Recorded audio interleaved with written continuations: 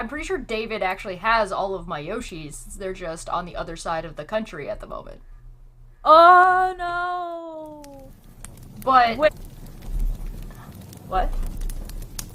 Sorry, can you say that again?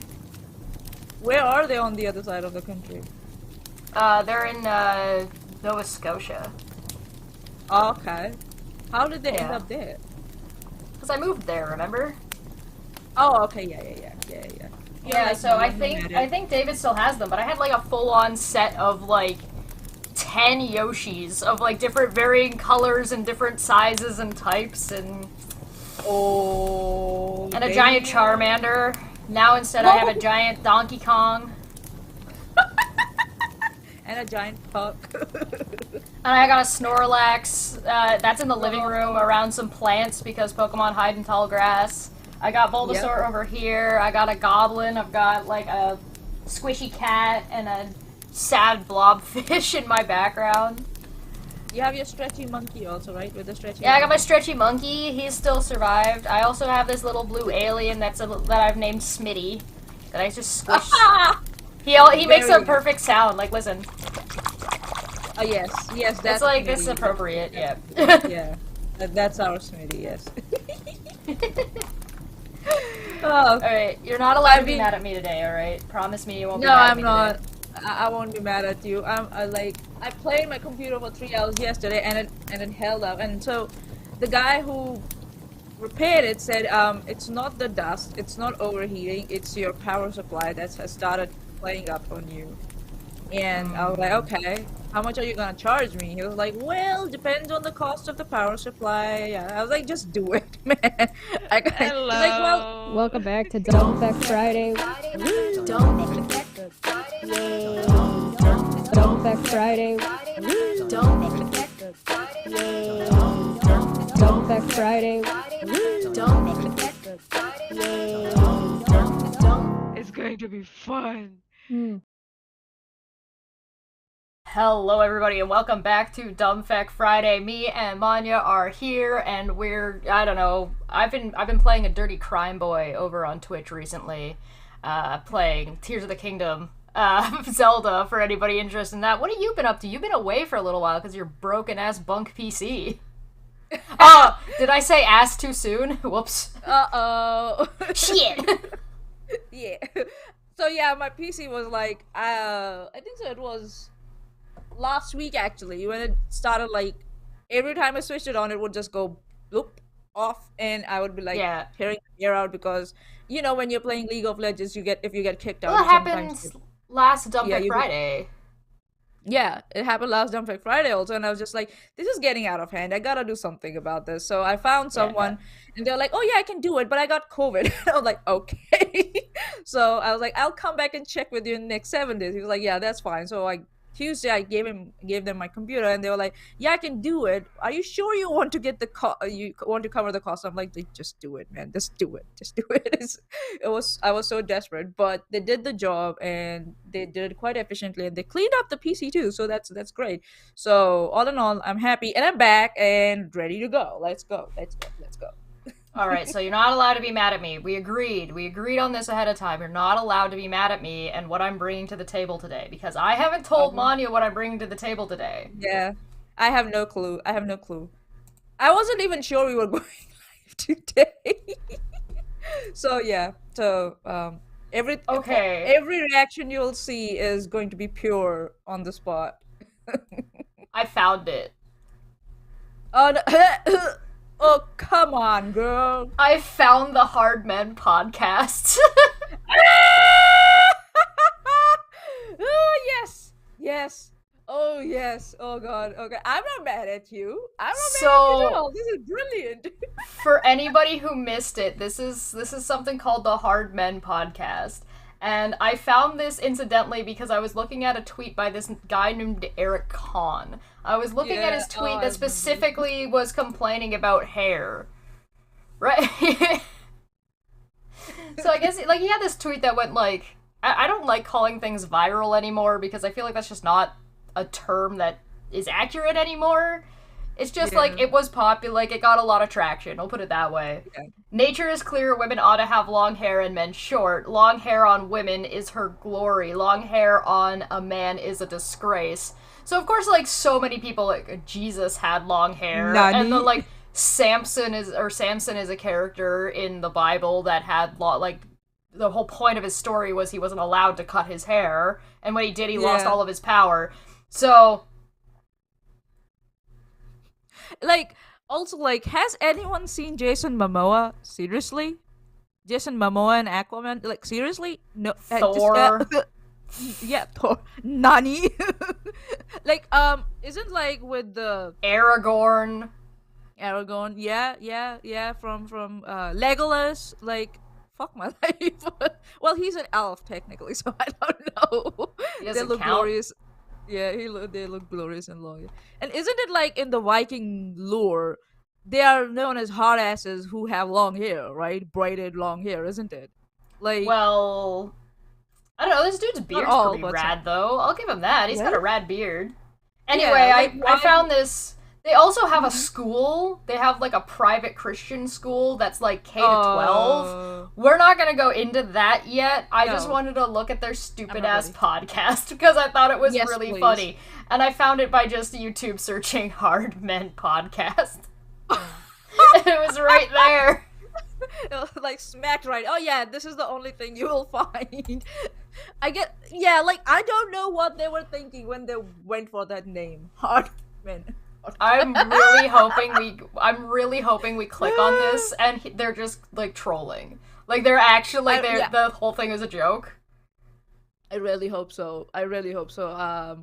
And yeah, because like to say like about long hair and women, I like it's gotta be parody, man. Seriously, it's gotta be a parody. Well, the thing is that you can't make this blatant of an innuendo and not know what you're doing. Like, there's Yeah, no right? way. Like, a child, maybe. No adult Wait, says a this teenager, and yeah. doesn't. Yeah. No, teenagers yeah, know. no, Teenagers yeah. know. Today's teenagers, yeah, you could say like maybe me, yeah, me and my time, nah. I was an asshole anyway, so what do I do? Old Manya doesn't count. Alright, so Oh. do you have one that you wanted to they don't have a whole ton on here. Right? Yeah, For having like a interesting. school and stuff. A year ago, I don't know why this guy is role playing as the Daily Wire dude. What's that Daily Wire Oh. guy's name? Not Michael Uh, Knowles. The one I Matt- was mad Matt about Walsh? about Matt Walsh. Yeah, the one that got everything about hockey wrong. Yeah, he was also like, "Oh, if you're on ice skates, you can't be manly," and I'm like, "Dude, like really? Someone show him Yuri on Ice, please." Show him Yuri. one of the most gayest animes that has come out in the last 5 years. God, like seriously, I don't. Your Ice is These very guys- good though. Yeah. Written okay, by a I woman. believe you. Monty, I don't think that's gonna convince him. I'm sorry. Their lives are so boring. I seriously like, or else they have like found some sort of like, maybe guns like are, you know, fascinating for them or something like that. But I don't like. Yeah, their life is bland. Someone show them Yuri on Ice, please. And here I'm like crying for the second season to come out already. We're gonna get. My favorite thing about Uri on Ice was that there was a character that was Canadian who was like the most cocky piece of shit ever, which totally makes sense because he's specifically French Canadian and he had the most ridiculous French Canadian name I have ever heard. His name is Jean-Jacques Leroy. It's like, Yeah, the JJ, right? The JJ. JJ. God. 10 out of 10. 10 out of 10. I enjoy Canadian stereotypes in shows and movies. I think they're hilarious. There's like an entire I talked about this before. There's an entire like anime around the world that Japan was working on, and there was like an American God. guy and like a Russian guy and a Japanese guy, and Yeah. they all had like likes and dislikes and things that they were good at and like a power or whatever. And Canadians had like arrows with maple syrup, and it's like, what the fuck is this? And also, like, I'll pull it up again. I wonder how far it's gotten. Yeah. I haven't looked at it in like a I year. really loved it. Like, we had like Yuri from Japan, and then we had Yuri from Russia, and then they decided to call Yuri from Russia Yurio because obviously you can't have two Yuris, and he hated it, but then he liked it also. He was like, it's like so cute, yeah. And then Watch your on ice. yeah, and Christoph, that character, oh my fucking lord.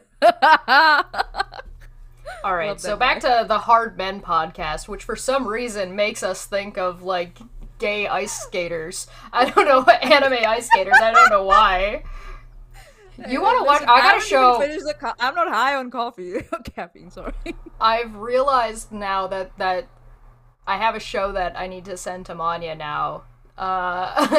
It's called Free with an exclamation mark on it, and it's about Okay. swimmers and swimmer bod. Okay. Yeah. Okay. Yeah. Okay. I'm all ears. I'm all Yep. ears. Yep. I'm all ears. Yep. Yep. And eyes. Send me soon. Send me now. Yep. Yep. So, yes, the Hard Men podcast. Do you want to watch the newest one? Yeah, let's go for the newest one and see like Okay. what they got. This is from a what's the month title? ago. Well, I'm just gonna click on it. It says Promise Keepers and 90s Men's Ministry with Jared Sparks. Why was Promise Keepers so prominent in the 90s? What did the movement share in common with other men's ministries? I talk about this and more with Pastor Jared Sparks from Shepherd's Crook podcast. Oh my fucking the name. I don't know what this Shepherd's is. What is Promise Keepers? I think don't- so. It's about like kids making promises to their parents that they're not going to like lose their virginity or till they get married or something like that. If I don't know, like Equipping anyone in the men- audience. Equipping men for a life purposes and godly impact. Men's ministries, events Okay. If about you go us. There we go. Okay, equipping men for a life of purpose and godly impact for more than 25 years. Impactus. Promise Keepers Canada has been at the forefront of calling men to follow Jesus Christ and to be men who will have a godly impact in their families, workplaces, churches, and communities. The history of the ministry has been about seeing men come to us primarily through our men's conferences. The future is about expanding our impact and influence by being faithful to Jesus' command, go and make disciples. So Start it's with an long hair. outreach program, I Yeah, I guess, guess. for men. Yeah, I guess like if you're looking for male role models, I guess in your life, if you don't have any good male role models, so they might help you with something. It's like a charity here. I can't get their name, but what they do is people, especially men, they volunteer to go out with young boys and even teenage boys who don't have male influence in their life, and spend time with them, like whatever they want to do, and then try to be a positive influence in their life. So I think so it's something along those lines. Like, but the charity I'm talking about is not religious. It's purely based on relationship. I mean, yeah, children and role models. Yeah, so yeah, sounds like that. But yeah, you know, when religion is thrown in there, especially evangelical Christianity, we got something coming. Well, let's see what it says. Let's see what they say. Yeah, okay, Let's see let's what not they be say they are. Yeah. And ad. No, this is it. I can't hear it. Anyone hear it? I can't hear it. Sorry, You Chef. can't hear it? What the heck? Manya, what are you doing to me? Microphone. Yeah. Okay. Yeah. So Oh, wait, I know. Hold on. It's my fault. I got it. I did it. It was me. It I was can't me. be mad at you. So I Yo, can't don't be mad at you, me. so Don't be mad at me. There you go. Okay, hold on. I'm gonna Woo. pet the goblin hand. There we Welcome go. to Impactus. We're equipping men for a life of purpose and godly impact.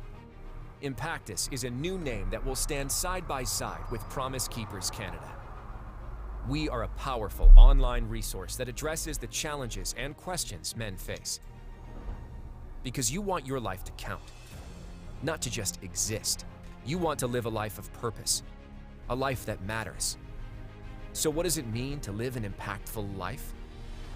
25 years ago, we set out to answer that question. And God took us on an incredible journey, hosting life-changing conferences across Canada, where countless men had powerful encounters with Jesus and rose up to love and lead their families and become the men God created them to be. However, we have sensed that God wants to do more in the hearts of men. Not just in Canada, but around the world. So we prayed. We prayed a lot. We listened. And this is the next chapter. A new direction, but the mission remains the same, to point men to Jesus. Impactus means to press closely into something. And when you press into your walk with Jesus, it not only changes your Why is life, this so but gay? the lives of the people around you. I'm telling you. Through online videos, There's a reason why I workshops, started on small this groups, shtick. podcasts, conferences, and more, you can become equipped to be a better husband, father, brother, worker, mentor, and friend. We are Impactus. Together, let's press into all God has designed us to be as men and make this life count. I am very mature. Okay, well, now we know what they do. Are you sure we know what they do? Nope. Nope. I know nothing about their ideology, but I think that they're gonna tell me about it. Because that's like what pointing this men... episode is about. Yeah, I think so. Pointing men to Jesus is still vague, isn't it? Like, in what way? Isn't it? Yeah. Yeah. Listen, there's nothing wrong with being gay, but like... Pointing men to Jesus. But also, maybe, don't pretend you're not. You all got dirty minds out there. I'm on a funny. I think so. I'm very happy because my PC is doing quite so well. So I'm just like out of the earth. So they just like jump right into this. There's not like an intro or anything, which is, you know, fine. It's not a big deal. Like I don't think I'm gonna pick on their production quality too much. But basically, this guy is gonna be talking to us about Promise Keepers and like this Impactus thing, and this is like all about Christian men being good Christian men. And so hopefully they're gonna explain what the hell that actually means and what leading the family actually means. So, oh boy.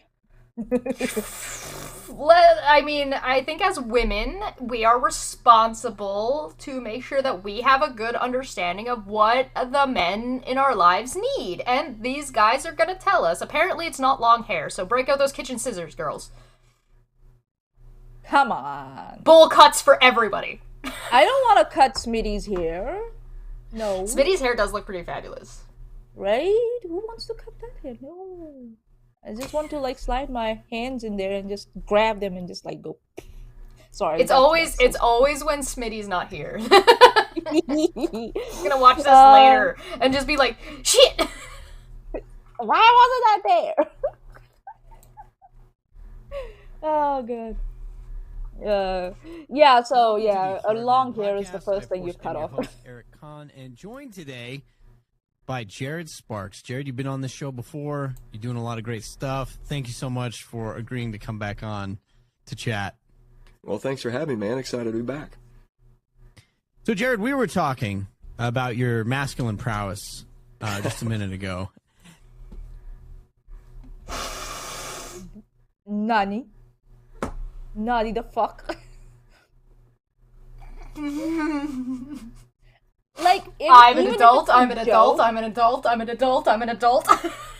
Even if you're trying to be like sarcastic or like funny, your delivery is so poor, my man. It's so. No, poor. I'm here for it. I think that's hilarious. Yeah, it didn't do for me, but maybe Yashesh sees it. No, it got me. It got me. I got that. I'm a 12-year-old. Hours. We were talking about your masculine prowess.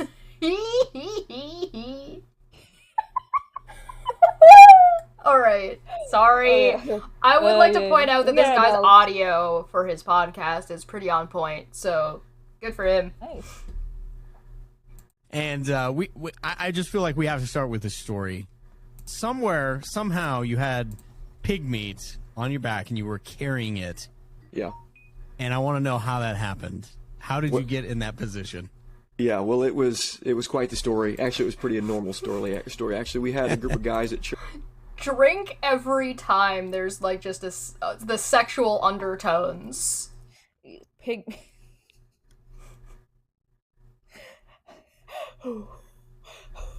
Calm down. Calm down. Very odd of them to have their third grinder date on a podcast. Like, didn't they listen to it, or didn't they ask someone else to listen to it before they put it out? I guess. No, I hope it's a meme. I hope that it's a meme. Fingers crossed. Oh, this is amazing. Church. Glorious. And we had a guy that came to us and he said, hey, listen, we went wild boar hunting down in Texas last year. Why don't we get a group together and why don't we go hunting down there? And I thought, man, that's a great idea. So we took 11 guys from the church. We go down to Texarkana, Texas. And brother, I felt like we walked days, but we had a tracker and everything, but we walked about 7 miles, and then we came up on some pigs and we got 7 of them. And then our small group had to carry that out. And so, brother, I mean, I'm hoping for the Wilderness Warrior podcast to come back because I was prepared mentally because of your show. And I started packing that meat out, and I just had a couple hindquarters and a couple shoulders. I had about 70 pounds. And, bro. Yeah, you pack that meat out, bro.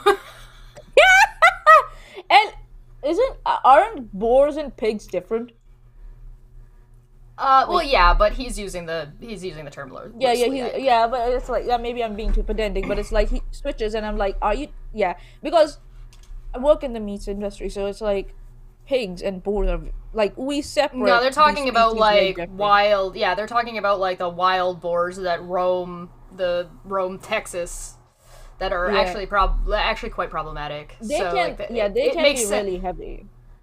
Yes. Oh yeah, they're definitely large animals. So I guess this is the manly thing to do. All right, take notes. Carry heavy weights. Take notes, boys. Break your back. Pack your meat. Carry it on your backs. Pack my pig meat, boys.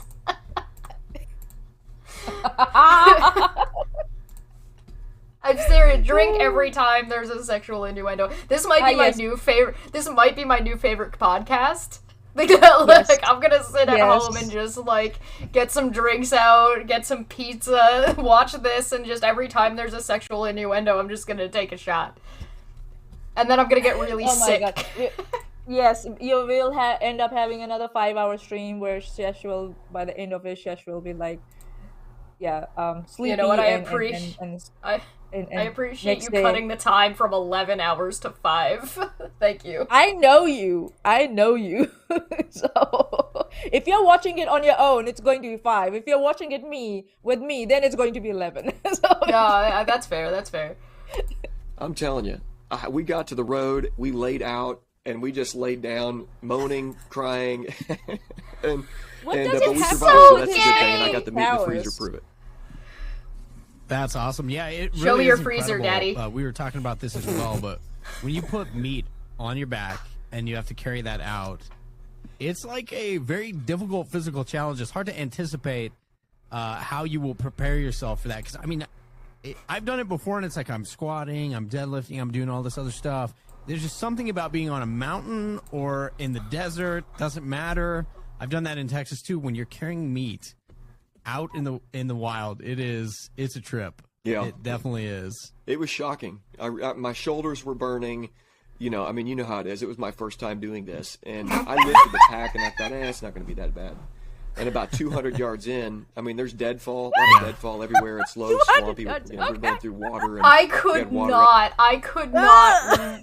The writers are on strike, and they could not write this. Like, there's no way. There's no fucking way. This can't be real. This is glorious. This is so glorious. And every time they say something, I automatically switch to Yuri on Ice. I don't know why. The Hard Men podcast is delivering hard men on a podcast. Oh, this is amazing. I think he asked I think the question is like, how did you get started doing this? And then this guy just went on like a story about going backpacking to hunt boars and packing meat and how hard him and those 11 sweaty guys were. Okay, so your title says something else, and then you start with something else.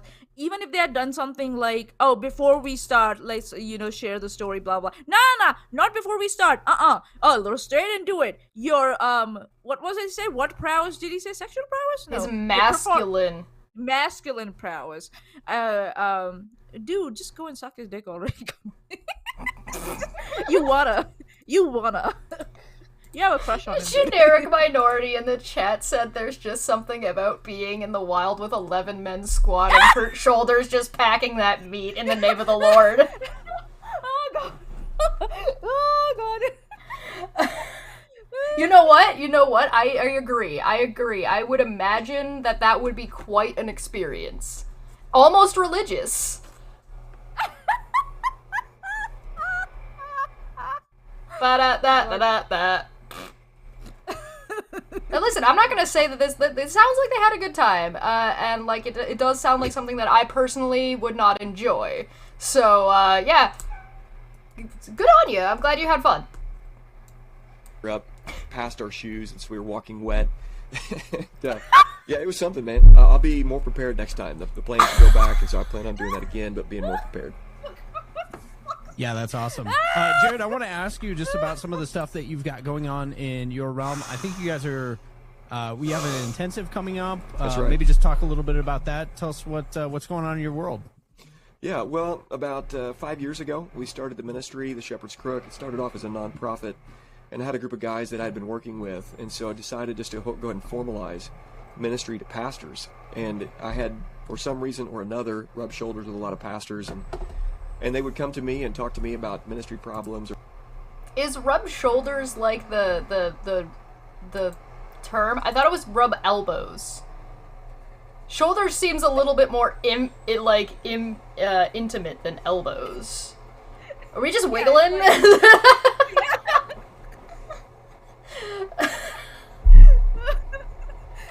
Hey, listen, you brought this, okay? You now you suffer. You suffer with me. Yes. I told you weren't allowed to be mad at me. No, I'm not. I'm actually going the other way. I'm just like, let's enjoy this, which is awesome. Hey, Dave. Hey. Hey, Smitty. Enjoy your lurk, Brian. Try not to laugh challenge. It's the Hardman podcast. If you're at work, we don't take I responsibility. started a podcast and nonprofit around that, and as time began to roll on, I just was putting out podcasts and talking with pastors, and it really developed kind of more into a pastor courage ministry more than a pastor care ministry. And so it started off as kind of counsel and care for pastors. I'd been in biblical counseling at a counseling center and wanted to spend time just helping out pastors that maybe went through a sin failure or something like that. Care, but actually. quickly that developed into, I want to help pastors get healthy as men. One of the things that I saw, I'm going to use this time to just point out, please go to an actual therapist. Do not rely solely... Yeah. I'm not saying don't go to your pastoral care thing, but also if you are struggling, go to a professional. Please go to a professional. Thank you. Yeah. Yeah, so that's what we do, like, at our workplace. If you do need support, we do offer counseling, and we do offer religious services also, depending on what your preferences are, what your religion or your culture is. But the first advice is always to go for a counselor. Because they are trained, they are qualified, they're experienced, they have even done research. Ministries, they can give you some solace, but not all the time. But like, encouraging people or making sure that people are healthy is caring. So I don't think so, like, changing the name was important. It wasn't, but I guess they wanted to make it more appealing to people, so they went for the courage thing. But it's still caring, so which is good. Which is good if you want to. Yeah, there's nothing wrong with self-help and men supporting men. I'm all for pro those kinds of things. But please, if you are looking to get help and support, please also go to a professional. Again, I'm not saying you can't do your religious practices, and if your religious practice or your religious area does have that available to you, I'm not saying don't necessarily do it, but please also go to a professional if you have access to that. And if you don't have access to that, maybe the church can get together and get you that support. Yeah, or else you're gonna end up like my parents. Who think there's something wrong with me, especially my dad. You are here hanging out with me watching this, so there might be something wrong with you. They might be right. Please don't tell my parents. Is it almost every moral failure had to do with guys, pastors, not knowing how to live life before God and others. And so it was basic moral failures, from lack of spiritual disciplines to just failing in these big areas of life. And so I started getting a group of guys around, and I said, well, conferences are great. You guys are putting on a conference. Would love to come out there. If I could. We've put on conferences in the past, but I wanted to do something that was a little unique and have some content, but also has some physical challenge. And so I started what's called the Shepherd's Crook Intensive, and we go up to Eminence, Missouri. It's a group now of, last year there was almost 50 guys from 7 different states. And it's 2 days on the river, about 50 miles of a float trip on a canoe. And then you have 3 nights camping out. And guys can either stay in a campground, or if they want to get frou-frou about it, they can get a cabin, and we'll make fun of them a little bit for that. What did he say? If they want to get what? Frou-frou. What the fuck frou-frou means?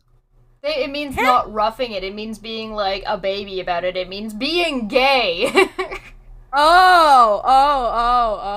But if you want to be a pansy about it, if you want to act like a lady about it and get a cabin instead of roughing it in the dirt like the rest of us, we're gonna make fun of you for it because we're toxic. That's what he just said. Frou-frou. That's almost on the lines of being, if I wanna like, homophobic, isn't it? Frou-frou, like, it's kind of like a little, frou-frou mean fruity. Yeah, it's yes, homophobic, and like that's ridiculous. What are you drinking that gay pussy beer? What are you into that gay pussy cabin because you can't handle being in the woods? Meanwhile, like the one dude who goes in the cabin for a cabin. The one dude who goes into the cabin is not eaten alive by mosquitoes, and is just like, I'm having a great time. Hypothermia. Yeah, doesn't get hypothermia. Mosquitoes. Nothing more effeminate than a cabin in the woods. When did a cabin in the woods become so frou-frou? I don't get it. Like that. Like that's the most. Like, and especially if you're alone in the cabin in the woods, that's like badass. I would not survive. Like I just I will be like, I can't stay alone. I've been backpacking, I've been camping it before, I've done the roughing it in the woods thing. It's like, it's fine. Having a cabin is nice too, and I've been in like nicer cabins and not nicer cabins. Like, it's really, like, it doesn't change the experience that much between being in like a rustic cabin versus being in a tent. Like, there's not that big of a difference. Yeah, unless you're going to like, one of the places that I rent out in the summer, because my family rents out a cabin, and it's part of like a chain of cabins, and some of the cabins have been getting remodeled since the new person who bought it took it over, and my one cousin comes off as kind of high maintenance. She's great and I love her, but she has her standards. She's like, I'm not going below this. Like, no, I'm not going camping in a tent. Why would I want to do that? And so, she got really lucky, and her cabin was the one that was updated. But she was in the same kind of cabin as the rest of us, but hers got the update first, and so we're all like, oh, let's go hang out in our cousin's bougie cabin. But it's a great cabin. Proud. It looks... Oh, she was so happy about it. We were all so happy for her, and maybe, like, a little bit jelly.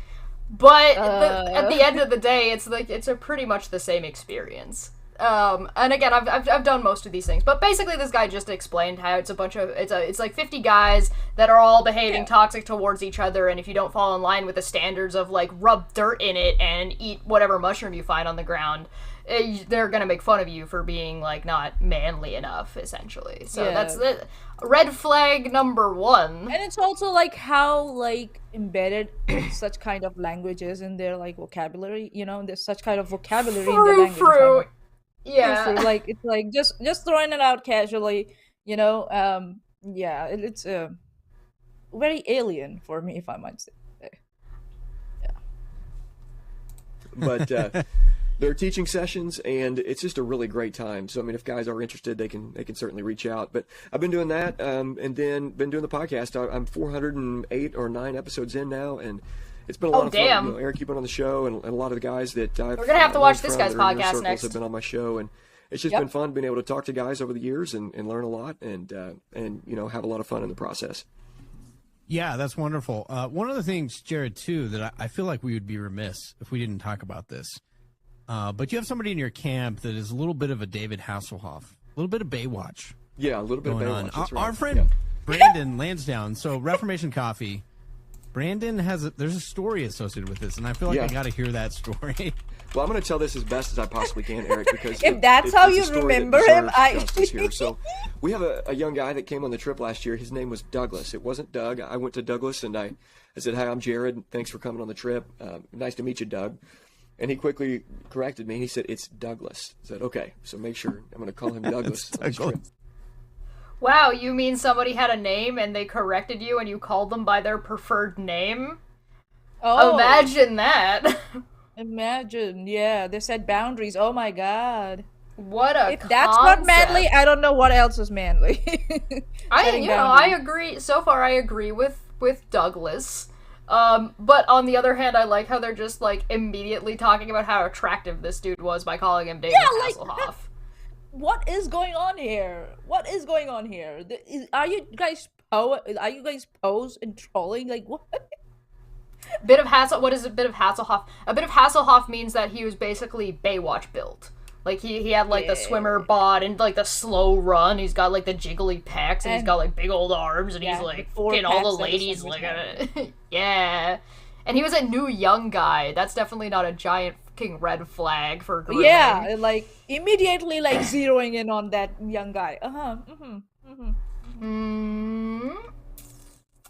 Listen, all this is just everything that they're saying to me is just like, so this is erotica. You're just writing porn for me. Thank you. Right? Oh yeah. We're 5 minutes in, and like it says mind blown. look at the way they think about this guy. Look at how cute they are thinking about this man, this Douglas Look at the Hasselhoff smile boy. on our on Eric's face. Look at that. Look at that, him. like, He's so grin. cute. Aww. Sorry. And Douglas wouldn't mind me telling this, but second day, we've been on the river, and everybody's a little bit tired. We're about the end of the road. Except end of the trip, Douglas, And there's a 'cause little he's the section where you have to man. swim through some rapids to get to this cliff, and, everybody's got to jump off this cliff. And there's a couple rites of passages that you have to take on this trip. You have to get in this ice-cold Oh. natural spring that goes right into the river. You got to get into that, and you got to jump off some cliffs and all that kind of stuff. And so we were doing that. Man things. Douglas that an started to swim endurance across, course or and something? all of a sudden he starts to flounder a little bit, and he was cramping up or something. I guess it was only 43 minutes after he ate lunch or something like that. It wasn't quite that 45-minute mark, and so That is not a real thing, by the way. Cramping after eating food and going swimming is not a real thing. Make sure you stretch yeah. your muscles, though. his muscles start Floundering, cramping up, and Baywatch comes in. This is Brandon Lansdowne. Brandon is 42 Oh, years they're old, talking about two different and people. this dude is chiseled. Yeah. One dude started cramping up, and Baywatch boy is gonna go. Okay, so 42 Brandon. years old. Well, they gave us Ooh, his daddy. last name and his age. Yeah, 42 years. Oh, daddy. 42-year-old Brandon Lansdowne, and he is chiseled. Hold on, I gotta put this back. So Douglas, Right? the young Douglas, poor young Douglas, who was like offended by his name because he's all frou-frou about it. As it was jumping into the nice icy cold rapids, and he started to cramp up because he had something to eat, and now big old Brandon with this chiseled dude is gonna come and save him. You know what? Oh God. They've actually named their podcast perfectly. I applaud you, sirs. Let's let him tell his story. And all that kind of stuff. And so we were doing that. Douglas started to swim across, and He's getting all all of a hot and sudden bothered. he starts to flounder a little bit, and he was cramping up or something. I guess it was only 43 minutes after he Yeah, ate that's your lunch or first something time. like that. It wasn't quite that 45-minute mark, and so The young his muscles buck. start cramping up, and Baywatch comes in. This is Brandon Lansdowne. Brandon is 42 years old, and this dude is chiseled, man. I mean, Lansdowne, he's got this podcast, Absolute Unit Podcast, that another that podcast. is going Come on, great. He and Joshua Jenkins are doing a great job, but I'm sorry, I need to know about this. What did How he many call it? podcasts did we No, come no. across? He 4? called it. This is the 5th one? Oh, yeah.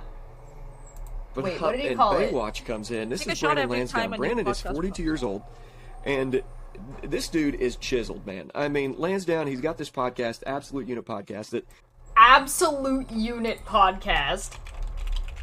Uh-huh.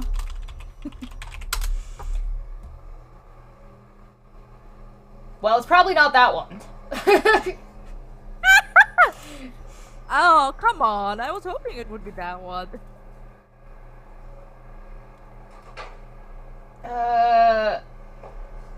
Alicia. My girl. I mean, this is the only one I can think of. Nope. Yeah, I think so. That's a. Ah, well, Go to the alright. about page. Yeah. Okay. No worries. Well, So we sad. can find it later. We got the name. that is going great. He and Joshua Jenkins are doing a great job. But It just might not we be on turn around YouTube. and Brandon, with perfect Hasselhoff form, I'm talking, dives in perfect form, not any splash whatsoever in the water, and he swims over and perfectly flips Douglas over, grabs him and swings, swims him to the shore. And our good buddy Scott Tungay, he coined the name Baywatch. And so next time you guys see Brandon Lansdowne out there, make sure and call him Baywatch, and make sure and buy him. If you're going to the conference, it would be really good if you could This find is some red not gay at Hasselhoff all. shorts to give to him. Yes. That would be a great idea. The more the better. They're trying to get him into, like, how much are they just, like, objectifying this dude who apparently saved somebody's life? This is not frou-frou at all, guys. This is not frou-frou at all. With all due respect, like, I'm trying to use this word in a positive way. This is not like this is like the first thing you relate that guy to is Baywatch. Bro, this is pretty gay. That's like as gay as you can get, boys.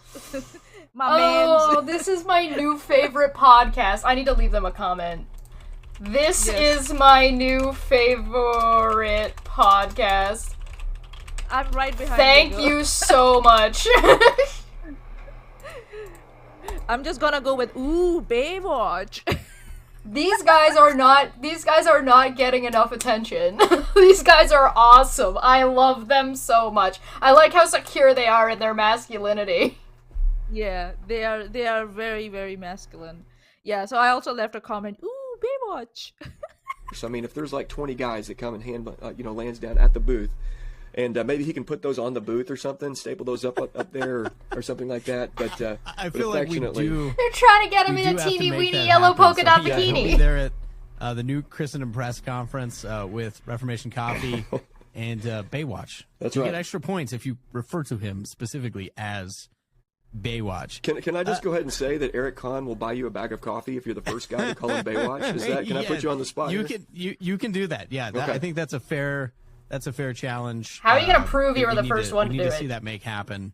Yeah. And cause looking he said forward it? to that, and I want to see his reaction too. I think Yeah, that's gonna be. it'll be good. It'll be good. We'll have you want get to see that his on reaction? camera. Oh, okay. Okay. Jared, I want to ask you a couple things. We're going to talk in this episode. Recently, I had Ken Harrison, who is the CEO of Promise Keepers. We had a really good conversation on the podcast CEO. about Interesting. their ministry, how it's changed over the years, which quite It's a bit. ministry with a CEO. But it sparked a really interesting conversation between you and I about kind of 90s men's ministries. We want to talk about that. Promise Keepers. We've talked about Wild at Heart as well before. But I want to get to that. But first, I had a separate question. We had talked about John Eldridge. Yeah. And I know you've spent a lot of time thinking about, and I've had people ask me this, about rites of passage, initiatory rites for young boys. I'm curious on your front, how have you thought? How do you initiate young boys into your camping experience? How do you introduce him to Baywatch? How do you introduce them to Baywatch? Oh, no, don't worry. Baywatch introduces himself to you by saving your life. Yeah, when you may or may not have needed it. Because, like, I want to know how that... this man dove into rapids without causing a splash. Yeah, that... Yeah. Like, even the most experienced swimmers cannot avoid splashing, because that's what the Olympic sport is about, isn't it? Of diving, like the minimum If you're amount of noise diving, and splash you make. Yeah. Yes, yeah, but so, also water. that's deep diving as well. Not like you can't do that in rapids. Yeah, rapids have like a one very deep spot. This is not a sexual innuendo, please listen to me properly. They have one very deep spot right under where the waterfall is falling, and the rest of the area is quite shallow, so I don't know what happened there. Alright, it took us 10 minutes into the podcast to get to the topic, and I mean, we can't say anything. That's pretty We're still good. not on the topic. Yeah, I mean, we're, like, what are we doing? I mean, to be fair, this is the topic. We're here to talk about the Hard Men podcast. Yes. We got into that pretty quick. Yeah. Just like Baywatch got into Douglas real quick.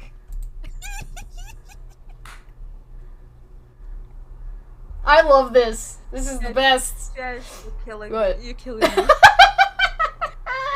I'm so glad I woke up at 6 a.m. today for this. We are almost at the hour mark. Should we get everybody get some snacks as we actually go into the topic?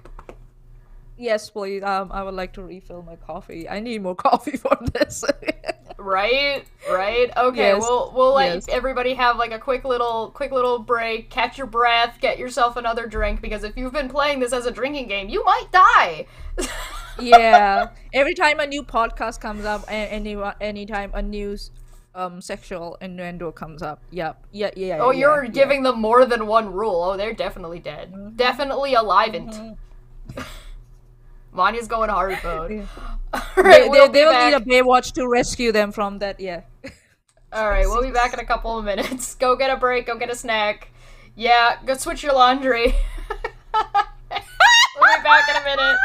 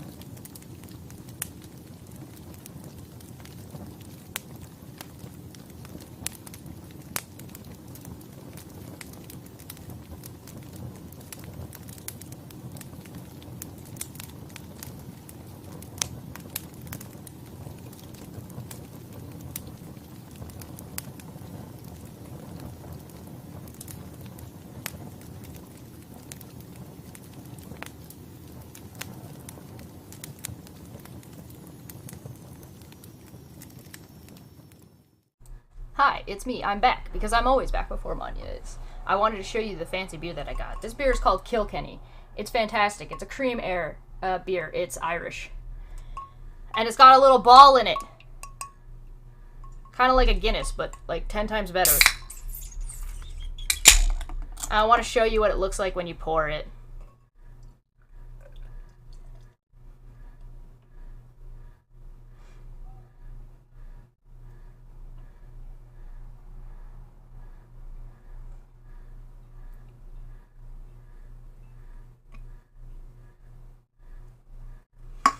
And then it's going to start separating.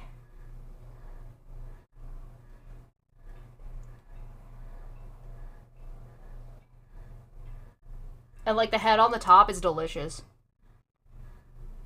It's like a beer milkshake and I absolutely love it. This is one of my favorite beers. It's really fucking expensive. They sell for $12.50 for 4. They're fucking pricey. But I got them because I was in a mood.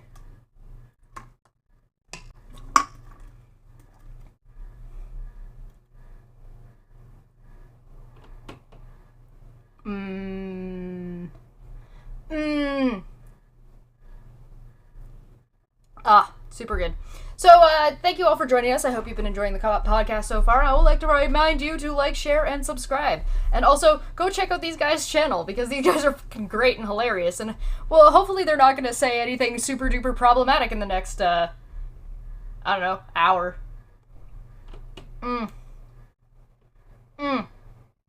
That is not a good price. The reason why it's so expensive for me is because it is Irish. It is an import. So for Canada in Ireland, for them to ship it to me is expensive. I did get it from the store, so it is like an import that's like available at the store normally, but it is more pricey than like the local draft.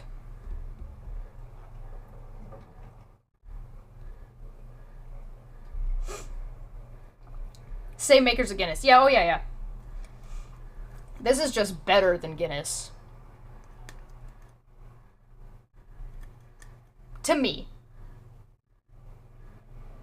It's got barley in it.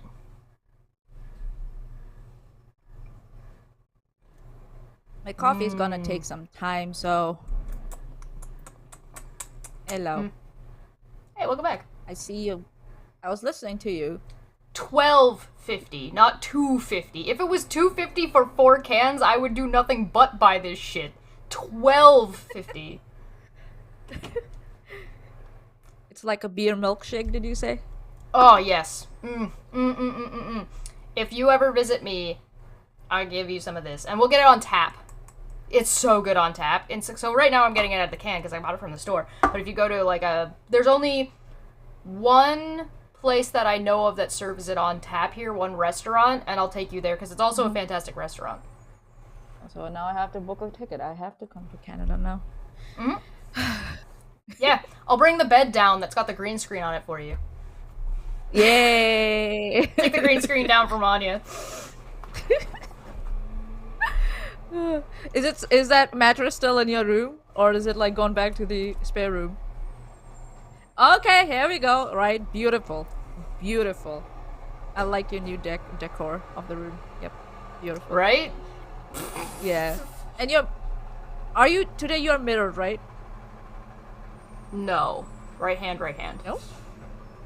Okay. Is my shirt backwards? Yeah. Oh, then yes, I am married. Yeah. See, I know your room. That's creepy. The TV is right there. I don't know. Yeah. Hold on. Manya can just cuddle with Shesh in her bed. Don't Am do I that here? to me, Smitty. Oh yeah. Stop. You can cuddle with me if you want. I don't mind that. Yeah, but like, don't do that to me There right you now. go. Like, come on, man. Yeah. See, I know your room. I know. I'm just getting my coffee. Okay.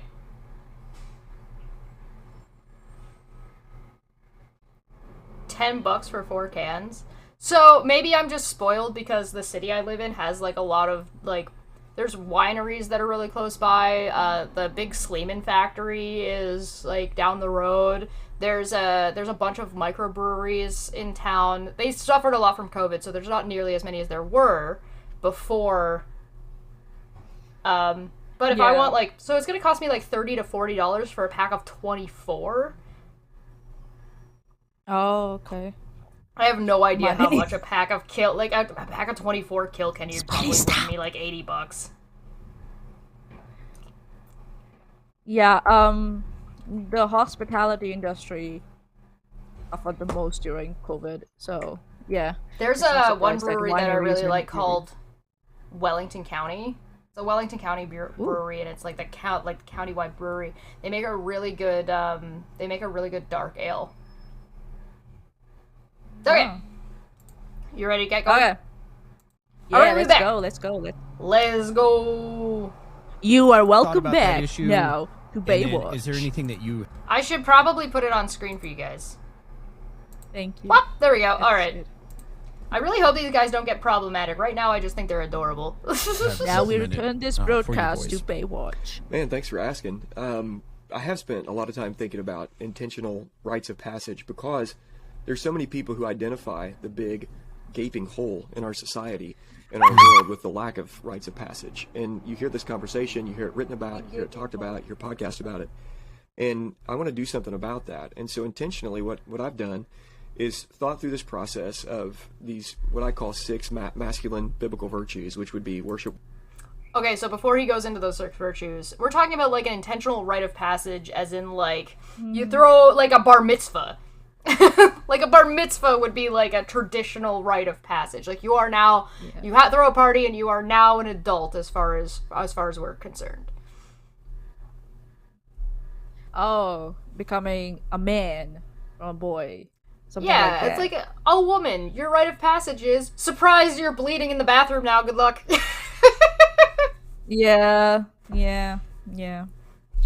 I remember when that happened to me. I mean, I'm not Yeah. I'm not inherently against rites of passage, but I mean they're usually Yeah. abused, right? So like hazing, like hazing would be considered like Oh god, a don't rite get of me passage. started. So Yeah. like you know, you're not being allowed to haze people is kind of Yeah. okay. But if you want to throw a party and be like, you got your first boner, you're a man now, or you got your first wet dream, you're a man now. Congratulations. Or you're like Poe, who had his first noodle dream. So he's a chef now. I think a lot of people consider like getting your license, like your driver's license, sort of a rite of passage. Your first drink, going out for like your first drink with your friends or your parents, or like throwing like your. I mean, Yeah, in Canada it's being- 19. Yeah. Being able to stay out late. You know, I guess I got grounded for me once that while would I be was the working. thing in India. So I don't know if I've told you guys this. My ex stepdad was kind of crazy, and I got grounded because my sister stayed out too late when she was still in school, and so we both had like a curfew imposed on us. And but I was working night shift. So I'm like, I would love to come home halfway through my shift at work. Thank you. Nani. Yeah, it was really funny. It's like, you didn't think this through, did you, crazy man? Yeah, before imposing that curfew, like maybe go on case by case basis, maybe, you know, instead of like a one uniform. Yeah, Well, also also curfew. As well, also good luck imposing a curfew on somebody who's 20. Like, who's Yeah, like, never had a curfew well, no. up until that point. I think so. I've heard this on r slash I don't know, am I the asshole, or I don't know, somewhere where a parent is saying, oh, okay, you're coming to church, but the kid is like, I'm working on Sunday, so I'm not coming to church. She's like, oh, you can take time off. She's like, and the kid is like, no. And she's like, I'm gonna come and pick you up. They're like, then you will be waiting in the parking lot forever. I'm not coming out of my job to go to church with you. Yeah. And the classic But- Cinderella or the Disney story, yeah, crazy. Yeah, to stepdad talk about imposing stupid curfew. like an initiation, or like an intent, just to bring it back, to talk about like an intentional initiation, I don't think is necessarily inherently a bad thing, but I think you would have to like have it very monitored. And I do think we have social like initiations per se. They're just not like I don't know if the church really has them. Like and I mean like your average like Christian Pentecostal church. I don't. There's definitely like religious rites of passage, but I just think that there are. How about this? How about you make circumcision a rite of passage instead of doing it when people are babies? Let them be old enough to make a decision to or to not do it. Baptism is a thing that happens. Baptism I was thinking exactly the same. Baptism in the church is something that you generally you may or may not have it done, like particularly if you're talking about like Protestant churches. You would have you may or may not have a baptism when you're younger, but you are generally expected, and depending on the church, they'll push it harder or less, that you'll have a baptism in front of the church as a young adult, or like sometime like when you're a teenager, where you're like old enough to make a decision. Right? So like something like that could be considered a rite of passage. So I think there are definitely like safe things that would be fine that you can do. Yeah, and like baptism is relatively like harmless, I would say, compared to something like circumcision. I say getting rescued by Baywatch would be a rite of passage. That's a rite of passage. Yeah, there you go. Go get rescued by Baywatch. Let him dunk you in the water. All right, let's find out what these masculine biblical virtues are. I think he said there were 6 of them. Yeah. Why aren't there 10? All right, anyway. Work, protect, provide, lead, love. And if you just kind of do a quick mental survey in your... Oh, Jesus Christ, he said those really quick. Work, protect, lead... Hold on, I have to put it back. Yeah. It's a passage because there's so many people who identify the big gaping hole in our society, in our world, with the lack I don't think there's a hole. passage. I think we demonstrated that there's no You hear hole. it written about, you hear it talked about, you hear podcasts about it. And I want to do something about that. And so intentionally what I've done is thought through this process of these, what I call 6 masculine biblical virtues, which would be worship, work, protect, provide, lead, love. And if you just kind of do a quick mental survey in your mind about work, those protect, words, you can provide, lead, love. Worship. Somebody write those down. Protect, worship, protect, provide, lead, and love. I think so. That's what they said, isn't it? Yeah. Worship, protect, provide, lead, love. Didn't he say 6? Yeah. Did we miss one? Yeah. Yeah, I think so. We have missed one. God, why did he say them so fast? Why are you talking so fast, my guy? Because there's so many people who identify the big gaping hole in our society, in our world, with the lack of rites of passage. And you hear this conversation, you hear it written about, you hear it talked about, you hear podcasts about it. And I want to do something about that. And so intentionally what I've done... Yeah, slow it down. is thought through this process of these, what I call 6 masculine biblical virtues, which would be worship, work, protect, provide, lead, love. Work. Oh, protect. Worship, work, protect, provide, lead, love. Okay, 6, yeah. So work. Yeah, okay. Work is good. Yeah, when you get a job, that can be a rite of passage. When you get your first job, that's I don't mind that. But worship, protect. But yeah, the provide part like kind of brings back old memories. I'm a provider. I couldn't help it. Sorry, Shash, I couldn't help it. There's no getting. I'm never gonna get away from this. This is gonna exist in my life forever, and I'm so mad. Yes. Look at how angry I am. Okay. Getting red. All right, so I don't inherently know what these things are meant to mean, so we'll see if these get explained. Now that we understand what they are. Yeah. And if you just kind of do a quick mental survey in your mind about those words, you can kind of pick up where all those come from. And you're like, okay, that's okay, I see where you're coming from there. And so I what I don't. started to think through, man, is the we're lament women is there. though. If we move from lament to action, then we can actually do something on the front end of this thing when a lot of our boys are young. And what I heard guy after guy say when I was younger is that I wish somebody would have told me this when my boys were young, about whatever it may be, but bunch of different topics. So And role models. My thought is, role models. I would rather err on being more intentional than less intentional on the front end and learn lessons along the way, trying to walk my sons through rites of passage Did you just rather say than waiting being until they're more 18 years old. intentional on the front end? I think it makes sense to like be intentional with your kids. Right. It makes sense that like to be intent, have an intent behind whatever you're doing with your kids, and be like active or proactive, or like paying attention and being like, if you're teaching them something, or like make sure that you're being intentional with what you're trying to do with your kids. I think that's good advice. Like I would agree with that. Yeah.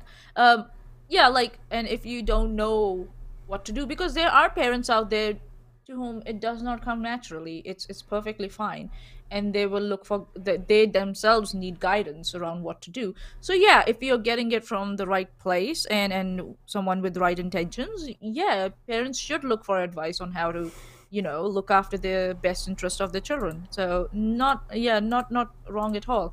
But whenever it starts coming from a place of religion, I kind of come in by like, press X to doubt, especially when they start using the phrases like masculine. I'm trying trying to take them at their word and in the best possible light, knowing that this is going to probably go bad real fast.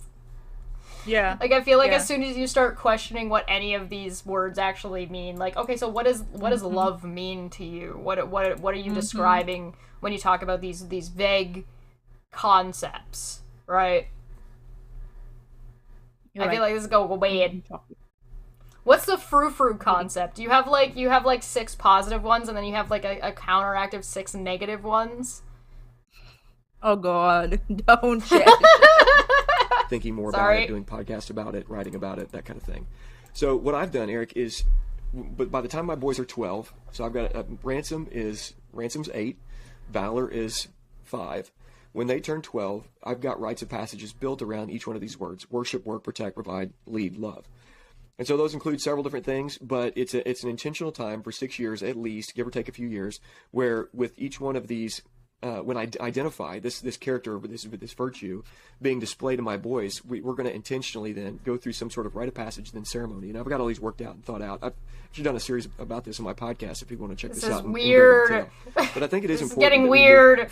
Past just thinking about it or being sorry that they're not there, and actually do something with our boys. And it's kind of like discipleship. You're gonna do a ceremony when your kids are 12 when they work?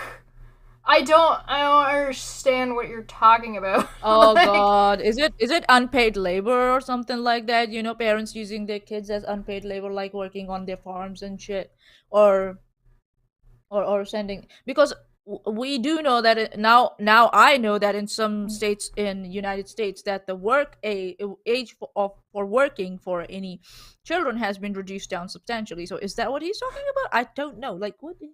Oh no! Oh no! Bansome, his son is named Bandon Handsome. He's named after Baywatch. Oh God. Oh yeah. God damn it. Yeah. Oh God. I just don't understand, like, what is a child supposed to protect? They're a child. They're supposed to be protected. Yeah, and they're supposed to be allowed to be a child. The only thing I can think of is, like, at the age of 12, I think you're allowed to start babysitting. Like, you're allowed to... I don't know what it is in Texas or what it is in other states. Chores, maybe? So, like, if they're allowed... So, like, maybe the rite of passage and ceremony is they get to learn, like, go to a babysitting course when they're 12. That would be great, actually. And then that's not bad. Yeah, and then you take them out for waffles, and, like, that's the ceremony, and you give them a little, like, candle on the waffle. Yeah. But, yeah, like, and in what way a 12-year-old is going to provide, what they're going to provide, right?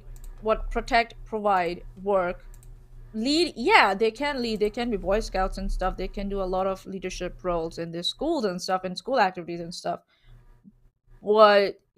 Protect. But provide. What do you do if your kid, like, okay, so let's say you want to do this, like, leading thing, and your kid is in soccer, and they don't end up becoming the captain of the soccer team. Do they not get the leadership badge? Like, especially, like, as a parent. Well, yeah, you don't, like, maybe, like... A pet, yeah. Like, rite of passage... yeah, like a rite of passage would be if you're not the captain, would be scoring your first set of goals for your team, or taking the lead if your captain's falling a little short and something like that, and standing out in performance in some way, other than Yeah. your captain or your vice captain and stuff. So that would, I guess, would be a rite of passage, and you're showing really good qualities of being a leader and all I'm that. Let's I'm go out kind and of celebrate thinking this this. is gonna turn into like you showed up at soccer practice with a bunch of Bible verse cards and handed them out to all the other kids at soccer practice. You're No, that no, kid. don't make your kids do that. Let them be children. Don't. Yeah. No, Yeah, no, man, no, everybody looks no, for the no, silver no, bullet with no. discipleship, and it's just a matter of doing something. And God meets you in there in that process of spending the time of meeting with somebody one on one or spending time with your sons. It's not necessarily the formula or the program that you use. It's just the intentionality of actually doing it. And so God has a way I man, agree of with that. building disciples right in front of us as we're just doing something. I don't know if I like the implication that that you're spending time with your kids because you're trying to mold them into something instead of just spending time with your kids because you should want to spend time with your kids. Like I like the Yeah, create good intentionality of memories. like but all the intention needs to be is I want to spend time with my kids. And then like Yeah. making that time constructive is great, but sometimes it's also fine if the time is not constructive and the time is just, spending time with your kids and like learning and understanding who Yeah. they are as people. Like dads do sometimes with their daughters, when their daughters go on a makeup spree with their dad, and before you know it, the dad's whole head is pink. That's adorable, by Right. the way. It's adorable It when is. dads do that. Or yeah, the constructive way would be to, if your son is playing soccer, you become the coach or a part-time coach on his soccer team. That maybe that's a way of being Oh. in a constructive way. Don't do Or- that. Don't be or- that parent. Or if your son is taking ballet classes, you go and do a session of ballet with him wearing a tutu. Great. That's spending time with your kid. That if a guy does that, I'm immediately falling for that guy. I'm just like, damn, this guy is not insecure about anything. There's some So, things yeah, are so, worse yeah, and there some are things are different better, ways you can certainly. do that. But yeah, so I mean, for me, I think what I've been working on, what I put out there, is really malleable. I mean, guys can really take what I've put together and then apply it to their sons, and even change the words. You don't like worship, work, protect, provide, lead, love. Build it out yourself, but then build around these ceremonies and rewards around these kinds of ideas for your sons, and put them through really extreme challenges. Walk through them. Walk with What that is through really them, and walk extreme? through that What with- what is a really extreme challenge for worship? Yeah. That's what I'm saying. It's like very vague. There are no examples in here. Maybe is there a link to a book or something, or something, or an article or something where they talk about these things in the like description? Because Nope. it's very very vague. It's very vague. It's just or maybe they're being vague on purpose so that people come to them for more information. But if you're doing a podcast, that's kind of counterproductive in my opinion. But like okay, so I think that like as soon as you go to something extreme, I think it's probably problematic. But that doesn't mean that it could just be rhetorical, right? Because they're just chatting. So I'm not gonna pick on their language, right? So I'm Yeah. curious to I just want an example because like he brought these Yes. he brought these 6 things. So like, what's an extreme challenge for love? Yeah. What's an extreme Yeah. challenge for leading? What's an extreme challenge to provide or protect? What's an extreme challenge for work or for worship when you're talking about somebody 12 years old? Yeah. That's like, why would you start thinking on those lines for a 12-year-old? I I think get it's it, you fine to want- be constructive about being a parent and Yeah. like the characteristics you want to see your child develop over time. These are all fine Yeah. concepts. Like I don't disagree with like the what seems to be like the general idea of what they're getting at, but there's so much it's so open-ended in the conversation and so non-specific that, like, what I'm taking away from this, especially given what, like, the description of their, like, boar hunting and their rapid swimming examples, that I'm like, do I have to fuck a pig for the loved one? Like, what? Do I have to stick my dick in, like, I don't... Or you're going to be like extreme. Rhaenyra Targaryen and kill a boar when she was like, what, 12, 14?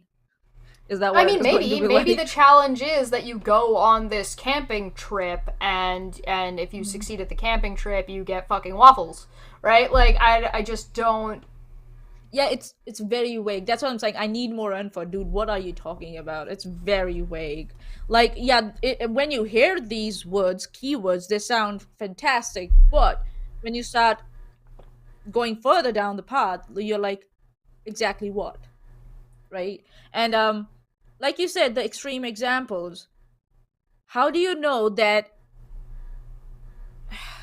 Because there's a very thin line between being reasonable and going to extremes. There's a very thin line, and before you know it, you're abusing your child. So you gotta be very careful. It's a slippery slope. Yeah. It's a slippery slope. And also, like, it's good that you want your child to have some structure in their life, to have some discipline in their life. That's perfectly fine. Yep. But give them the room to flourish and be their own person. Don't try and make them a mini you. I kind of am afraid that it might go in that direction. You know. Or what you wanted to be when you were a child. And, like, maybe we're just jumping the gun, and they're going to explain these things, but at the same time, I'm going to then critique the presentation of the information. Because if that's the case, then I think that what you ought to be doing is going through, or, like, giving me a link, maybe, so I can go and see what the fuck you're talking about, so I can be like, exactly. Oh, that's why I asked. I was like, that's why I asked, like, if there's a link to a book or an article or something that might be. Well, this guy's got a podcast. Concepts, right? This guy's got a podcast too, Crooked right? Shepherd? They said at the beginning. Yeah, the Shepherd's Crook podcast. Oh, okay. Which they didn't link, sadly. Let's. Yeah, that. Maybe because it's. Did you find it? Oh, it's there. Yeah. It's right here. Oh, it's got shorts on it. Hold on, why are there children? No, hold on, why are there minors in your shorts? Oh, sorry. Excuse me. I'm smelling bullshit. On our website. Unfortunately, as is sometimes the case, we don't of last year. And again, she was removed. Families will come forward for these kids in time to adopt them. I don't know. Oh, they're orphans that need to be adopted? Oh god, that's another thing that I have. Yeah, but okay, so I'm gonna go back further. I'm gonna see if he's got like a. If I go to the about page, there's nothing on the about page. They have a website though, the TSC website. Waiting Children podcasts. Okay, so yeah, this is all about like kids that need to be adopted, which I guess is. That's not bad, actually. I don't know if that's a good thing or a bad thing. Like, I'd have to watch these, but it is kind of... What does any of this have to do with... I don't understand what this has to do with, like, what they said this was about. Yeah, Yeah, huh? So it's really confusing me now. Well, so he also TSC said website, that he had, like, hundreds of episodes, and so it says episode 190, but if we scroll down, there is not 190 videos here, so, I mean, presumably the podcast is on, like, some other platform, but that's also not linked, yeah, I can't... and so... No. Huh? Am I in the wrong spot, maybe? It sounded like the same guy. Yeah, if you go to the About page, they have a website that's, like, tscorphans.org. And it is why are you adopting children from other countries when you're you might have local adoption agencies wanting to adopt children. Well, I'm not gonna pick on like who you want to adopt or I don't why like it when adoptions. people do that. Yeah, don't especially know. these types of adoptions, because what they specifically Mm. do is it's my personal opinion, but I might be wrong. But they do it because they want to bring as many as Christians into or children into under Christianity, the wing of Christianity, as possible. So they go out of their way to go to these countries and adopt these kids to bring them back and raise them as Christians. So yeah, I'm not a big fan especially when religious organizations go out of their way to adopt from foreign countries. Like, you have children in your own countries that might need a lot of help. So why are you specifically going out of your own country? I don't like it. It's very sus for me. Very sus. Especially, and because most of the times I see these parents already have their own children. I get it, you want to adopt. Why not adopt locally? I don't get it. I just don't get it. Like, yeah, it's very strange to me, this concept of going out of your way to go out of your country to adopt children. Unless there's a reason why you are not allowed to adopt in your country, and then I will be suspicious more. That if you cannot adopt in your own country, then why you go out of your way? How do we go from It is river weird. rafting with the boys Yep. and Baywatch to adopting foreign children via our Yep. Christian pod? What the fuck? Yep. I'm This so kind of looks like- confused. Yeah. Because I'm like, This is like when I clicked on their shit and I found a fucking K to. Oh no, they're associated with a fucking K to 12 homeschool education program. This is like a fucking indoctrination scheme with like fucking levels to it at this point. Oh no. What did I say? I might be wrong, but you're getting there. You see what I see now. And my problem is, why aren't you interested in adopting children from your own country? Number one. And if it's for the reason that you don't qualify, then I am even more suspicious that you're going out of your way to adopt from other countries, because it's Okay. almost at the level of trafficking children now. So we've Almost got at the same. So yeah, we've got a podcast about. Oh, okay, all right, hold on. We've got a podcast about men being hard. We've got like missions trips with like education for pastors. We've got child adoption Christian agency, and I'm using agency very loosely. I mean to say, like, it's a specifically group of from people other that work there. countries. Specifically from other countries, and a K to 12 homeschool pay education program based around religious shit. And because I feel like I'm missing one.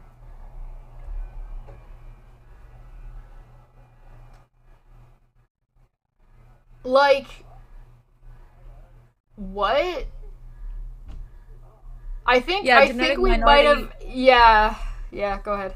Generic minority from the live chat. The Children of God cult did a lot of things in Asian countries, and turns out they were predators. That's what exactly I'm saying. It almost is bordering on the lines of trafficking children under the guise of religion. Or, well, And even that, or trafficking them into religion. Because, okay, here's the other thing. You've got this K to 12. You've got this adoption agency. All we're trying to get foreign children in to be adopted, to talk about and then talking about these core beliefs, right? And talking about how to instill these into your children. And one of the core beliefs is work. And one of the core beliefs is love. Free labor. And then you also, like, just gave us this really homoerotic fucking description of your fucking travel groups. So, do you send your kids on these super homoerotic travel groups when they're 12? And, like, all of this is based around being, like, a 12-year-old? I am worried now, and Smitty is being reasonable in the live chat. He's saying, you could adopt from other countries if there's, like, a war or famine going on and you feel those kids need more help. These people do seem like they're doing it for religious indoctrination. Yes, because the countries they are showing is what Armenia, Bulgaria, China, Colombia, Dominican Republic, Ecuador, Georgia, Guyana, Hong Kong, Hungary, India, Moldova, Philippines, Serbia, South Korea, Taiwan, Thailand, Ukraine, and it says there's a asterisk there. Due to war in Ukraine, the U.S. Department of State has issued level 4 do not travel alert, urging U.S. citizens not to travel there. We continue to pray for an end to this war, in part because of the impact it has had on orphans in Ukraine. If and when adoptions from Ukraine become possible again, we will update this page accordingly. So they're not interested in helping children who are affected by war by getting them to a safer country. They're not interested in participating in that. So and most of the countries they're covering are countries where children are, even in orphanages, are kind of well looked after. They're not that bad, right? And there's no war. It probably depends. I know there was like a big deal with China specifically when it came to like orphan kids and adoption. Yeah. Especially when they implemented the single child policy. Yeah. Maybe he's got a different podcast. Maybe we stumbled upon something completely unrelated. Because like this isn't the same guy, right? Like this dude with the ears here. This guy is not the guy that's on this podcast, right? That's not this guy. Unless it is and he just shaved. But I'm gonna play a little bit of the audio of this guy talking and see if we can, like, if this is the same guy. Or at least close enough to it. Fair. Yeah, fair.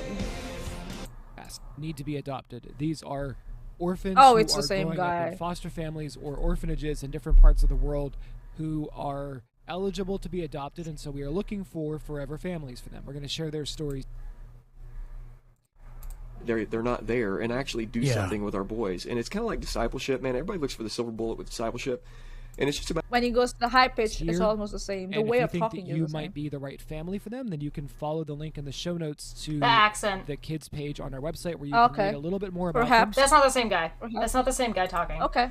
So maybe we're, like, fingers crossed that we stumbled upon something completely different, but this is why it's important to put links in your description, because you just sent us to this fucking shit. Which this could be a whole nother problematic. This could be a whole other problematic thing, right? That we just happened to accidentally across. So it doesn't make this suddenly not problematic. But we can look into this. I found a podcast on Apple. I will just put it in. I found it because this guy's name is Jared, right? So and that's what the guy Jared Sparks. Yeah, and the website's name is theshepherdscrook.co. So if I go and search that. Okay, so so it's a different website. So I think Twitter for almost anything.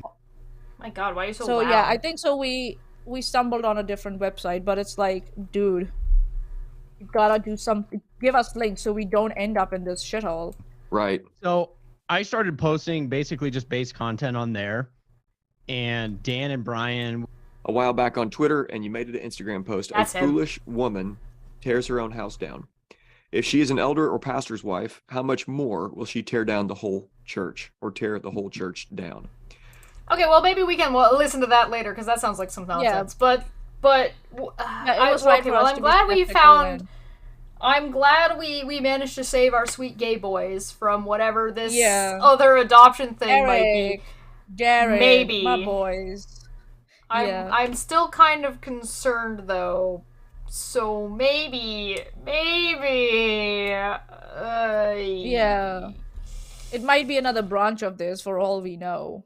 For all we know, it's using the same name, which, I mean, it would also make sense to, like, separate out, but I don't know if they know that other guy or anything, so... Yeah, it's possible. The About page just talks about pastors and, and all that.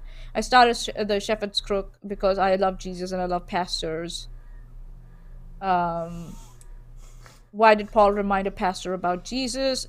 In all the ministry church planting hoopla that is out there today, there seems to be few voices who call people to remember Jesus Christ. Well, that's the point of the Shepherd's Crook. That's it. So yeah, so I think so. Those are two different. Okay, so hopefully we were able to I don't know if we 100% confirmed their disassociation, but we seem to have accidentally down another rabbit hole. Thanks, guys. Greatly appreciated. But, so that might be a whole other problematic adoption agency that maybe we'll look at another time. Why not? So I went to their resource page on the website, and one of the articles is 5 benefits of pastoral counseling.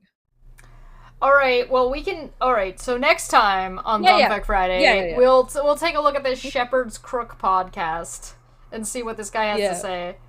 But let's see what else is in here first. Yeah.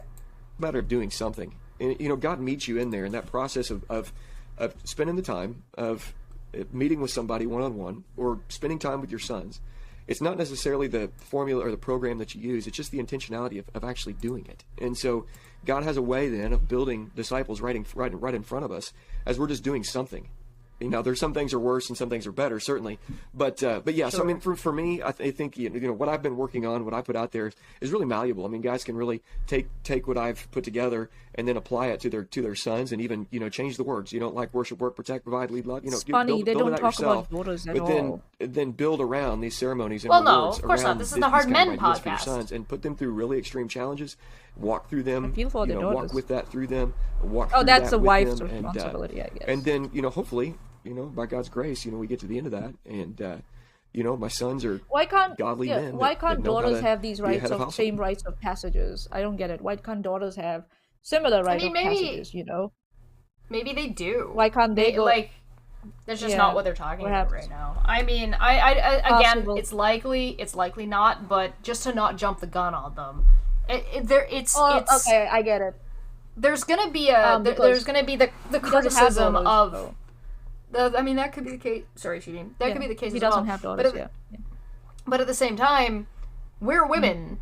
There might be things in here that just men understand that we don't understand. And that's so he might be using terms that men all agree on what this term means, or like men in his area or in his community all agree on. Yeah. But would you not want the women in your life to be on board with whatever you're presenting? And so, couldn't you explain it in a way that, I'm gonna understand what you're getting at? Yeah, if you want to attract more people from other parts of life to be interested in what you're presenting or what you're providing, religious or not, you might want to be a little more specific. I'm just saying. On that time of the month, we did a stream once a while ago that was about. Mm-hmm. Looking at how men responded to their daughters going through their first period. And some were good, and some were horrific. And sometimes there was, some in-between things. And so, the idea of the podcast was to be okay, listen, if you're a man, and you come to our podcast, we want to make sure that you, as a man, will understand the things that we're saying. And this is why I'm not the biggest fan of... Maybe he's right. Maybe he's got some, because he's saying if you don't like the words, don't use those words, use the concepts. Then explain the concepts and then say, this is what we call it. Yeah. Yeah.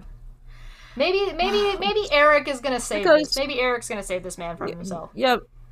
Oh, it's a 1-hour podcast. Okay, yeah. Yeah. Okay.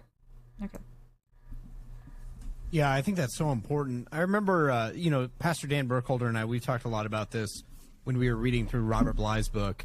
And he specifically talks about how it's the job of old men to initiate younger men into masculinity and into manhood, which is a really intriguing idea. That sounds... So my question for you, though, is I don't know if I call that intriguing, but okay. Sure. Single mother, question mark? Yeah, but right? I mean, to be fair, if you're part of a community, then maybe there's another adult male that is a masculine figure for your child that can help do this, and I think that's fair. It takes a village, right? One person raising a child, or even 2 people raising a child. This is why I foo-foo, to take their words.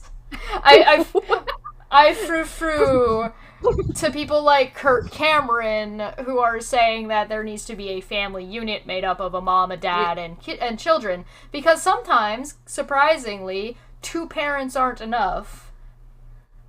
Sometimes it's like you want to have neighbors, you want to have like other family members. Like, I don't think the nuclear family is the best concept. I think it's fine if that's the way you want to live your life, but I don't think it's the most effective. But you also have to have like family members that are like well meshed and intertwined and understand each other. And although they may argue, they actually are able to communicate in a positive way, because as soon as one person is toxic, the whole thing falls apart. Yeah. So and also respect what your boundaries and what you want to do with your children. Like, understand that they are the guardians. They are not. Yeah. What do you say? They are not the stewards. They are just the guardians at the like when children are in their care, isn't it? Parents are the stewards and the guardians both.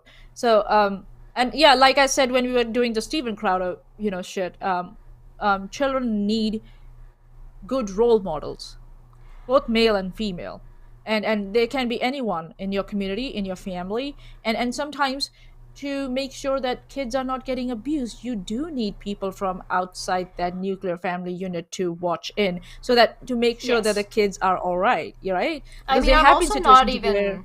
Sorry, go ahead. Go on. I'll let you finish. No, go on.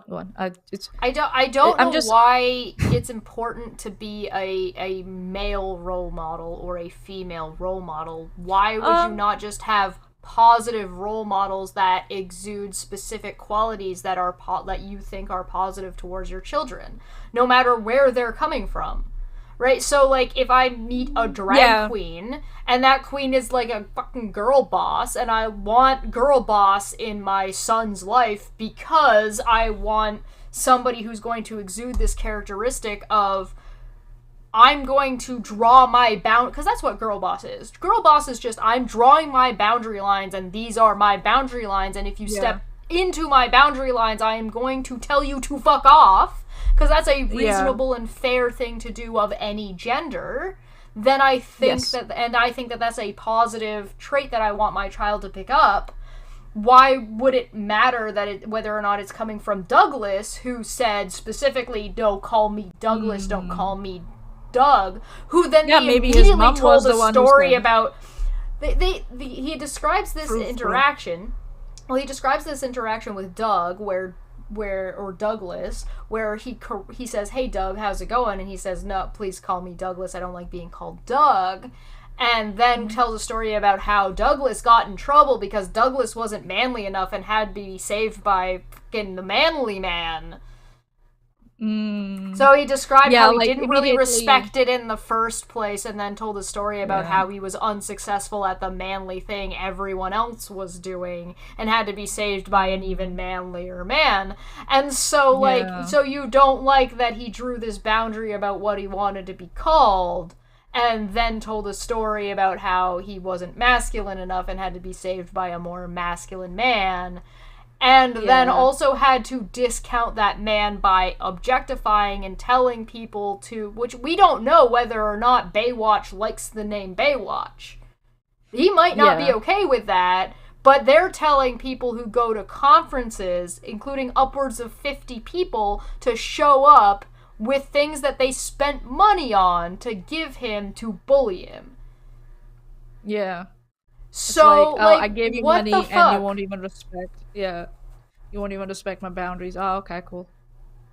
So, what I'm getting at is that I just really don't think that it matters whether somebody is a quote-unquote masculine figure or a feminine figure to get positive traits for them. There are women who love to go hunting. There are women who love to, suck dick. There are women who like carry pigs around, like fap that meat. You know what I mean? There are women who like to go there are women like that. There are women who like to go whitewater rafting. There are women who enjoy camping and things like that. There are women who don't like those things. There are men who don't like those things. So if you want your kid to be around you want your kid to like hiking for some fucking reason. I don't know why you care whether or not your kid enjoys hiking, because it's just a singular activity. Then why wouldn't you want your child to be around people who enjoy hiking, no matter what their gender is? Yeah. If you want your kids to have these specific characteristics, why does it matter whether they're learning these characteristics from men or from women? Yeah. Yeah, I think so. Yeah, and yeah, it's this shit around like, oh, these are what women are expected to do or present, and what men are expected to. Well, it's just arbitrary boundary present. lines. Yeah, it's becoming like we have what is it, genderized, or we have categorized a lot of humane traits into gender categories, which is not fair, because it's just needlessly gendered. Yeah, needlessly gendered. Yeah, you're right. That's the term. Yeah. So yeah. It's. Well, I'm just curious as to why worship, work, protect, provide, and lead and love are masculine traits specifically that apply only to men. Yeah. Or do they also apply to women but apply differently? Because if they apply differently, then the concept has changed. And if the concept has changed, depending on whether or not you're talking to a man or a woman, then one, why? And two, in what way? Yeah. Because that would mean that these specific concepts, whatever you call them, apply to men exclusively. And so if they apply to men exclusively, what about them makes them exclusive? What about them can someone not do because of their gender? And the only thing I can think of is things that are related to physical biology, which is not inherent, right? Like because like you get people get up in a tizzy about these kinds of terms, and then like biology means this specific thing, and it's like no, you don't understand. Biology is a generalization to categorize things in a way that makes it easier for us to understand, and then gets more complicated the more you know about it, and then the more you know about it, the more you understand that these things are not hard lines. They're just general guidelines, and there's no reason to get attached to these arbitrary general guidelines. We don't even know what alive and dead means in biology. Being alive is like such like a general like if you're on a ventilator, are you alive or dead? You know, if you're in a coma, are you alive or dead? If you're brain dead but your body functions, are you alive or dead? Yeah. Also, like, for humans especially, the biological aspect also gets influenced by the social aspect a lot, and we tend to ignore that a lot. That biology is not exclusive in its own category. It's part of evolution, and it gets influenced by your societal norms and what's going on in the society. Societal evolution is a thing that exists, right? Just because and it will affect your biology. Yes. Yeah, they are interconnected, because that's why we mentioned that humans are social species. There's a reason why we say it in that way, because social constructs do affect how we evolve and how we behave. So yeah, and wait until especially for the red pill community. Yes. For the red pill community to just separate both and try to justify shit is like so disingenuous, and it irks me so much that I want to like smash a vase on people like corporate, like Andrew Tate's head. Wait until people figure out that all of the cells in their body are not a specific gender. Oh my god. Because that's a thing, right? Like that's a whole ass thing. Yep. So if you have a fucking scenario, right? If you're a man, are you the sum of your parts that make you a man? And so, like, if the sum of your parts are masculine, but you have feminine heart cells, whatever, That's not a real thing, Yeah. but it doesn't matter. It's the point. The point of the matter. Yeah, the thing, like where like some people say, oh, the purpose of women is to bear kids. Bitch, what about women who cannot bear kids or unable to bear kids? Don't have a uterus because reasons, right? Right. There can be any reason they don't Right. have cancer, they didn't develop it, but they still have the other, women characteristics on their bodies. So in fact, they're confused whether their child is a girl or a boy because their testes didn't ascend or descend, whatever it is. We have had Well- that and it still happens. So yeah, it's a kind of like very stupid. Basically, yeah, what I'm getting at is that Ignorant. these things are not as straightforward or as simple as people like to make them out to be. And as soon as you start looking into anything about, like, okay, well, what makes somebody this or that, and the answer is meh. It's meh. They're arbitrary they're arbitrary lines that we draw to make life easy for us to understand as humans. It doesn't mean that's inherently the way things are. And so to get attached to these generalized guidelines as if they are hard lines, to me, is absurd, personally. Anyway, let's hit play. Back to the I guess just generally, do you agree with that? And then the second tag along would be, do you see that happening Oh, in he the asked a church question. today where Sorry, older I gotta men are put it engaging back. in that? Ceremonies and rewards around these kinds of ideas for your sons and put them through really extreme challenges. Younger men into masculinity and into manhood. Remember, Pastor Dan Burkholder and There I, you go. we talked a lot about this when we were reading through Robert Bly's book. And he specifically talks about how it's the job of old men to initiate younger men into masculinity and into manhood, which is a really intriguing idea. So my question for you, though, is like, I guess just generally, do you agree with that? And then the second tag along would be, do you see that happening in the church today where older men are engaging in that? Yeah. Well, I think the lament really is there for a reason. When we talk about what God commands Titus to teach in Titus chapter 2, he commands the older men to Final be taught some Fantasy things 10. from a younger man, which the first thing that I think is just hidden in plain sight is that Paul expected that these older men would be teachable enough to learn something from younger Titus.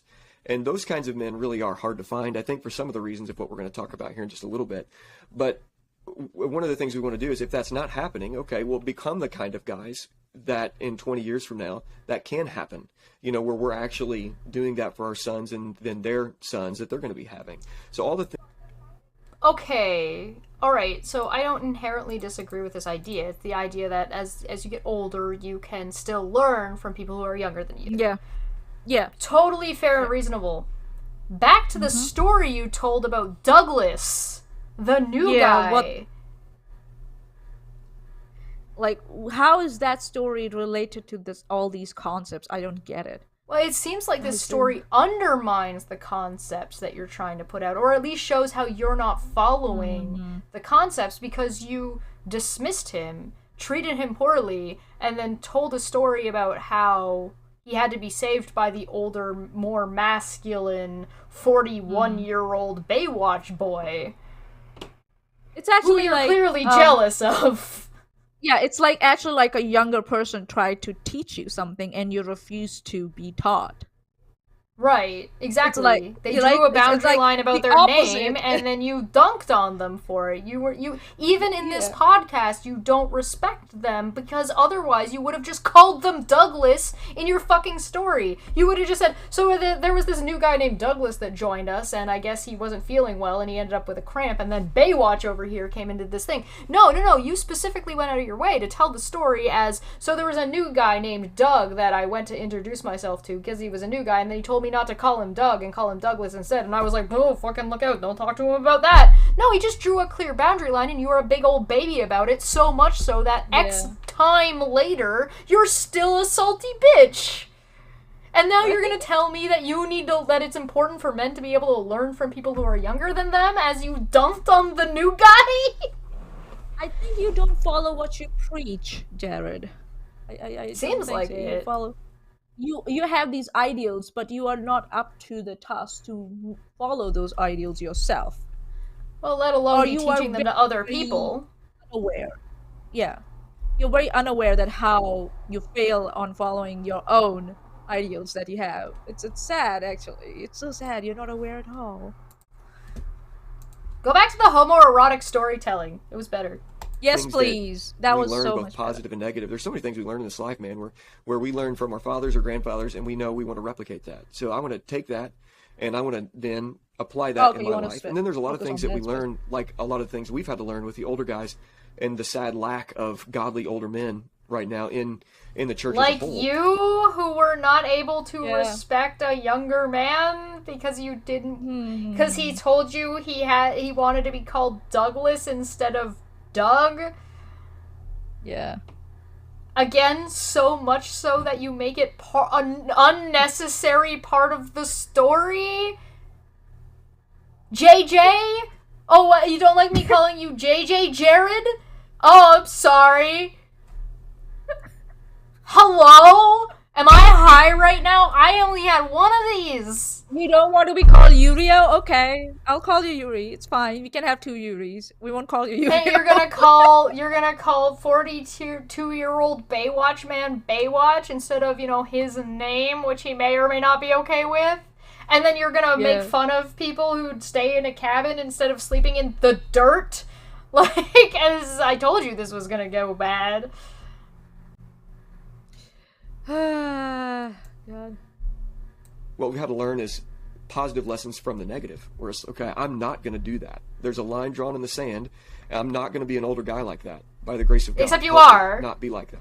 In your And own so story. we can go search out those older guys. Yep. But even, as guys go out to search out older men to How old include is them in this Jared, do you process. think? Like, for the first rite of passage for my son, it's going to be, it's worship. This is where a man finds his identity as a worshiper. He takes this the rest of his life. And in each of these progressions here, he's never not a worshiper. And so I'm going to have older guys around, not to come and tell them all that they see. Why don't you tell us what it is? You're bringing it up to tell us what it is, and you're not telling us what it is. What is the thing you're going to teach your son and do for your son to get this thing? Maybe because it's abusive. Maybe it will be considered abusive by the YouTube terms of service, so you are not being specific about that. Is it so? Is it why? My guy. I like what other reason are you hiding? Because gonna my brain take right now this- is screaming. We're gonna take this kid, and we're gonna put him in the center of a bunch of dudes all kneeling in a circle and praying to God in front of him until he, like... Okay. Well, and why is our interviewer not, like, questioning him at all? It's probably because they're already buddies, and he already knows the answer, and he doesn't know how to present to a new audience something that he already knows. Or without breaking terms of service. Or he YouTube thinks terms it's of fine. service. Yeah.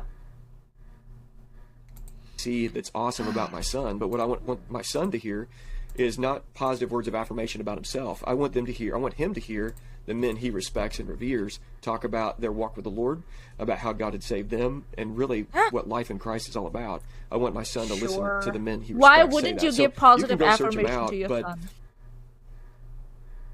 Like, what? Why wouldn't you give positive affirmation to your child?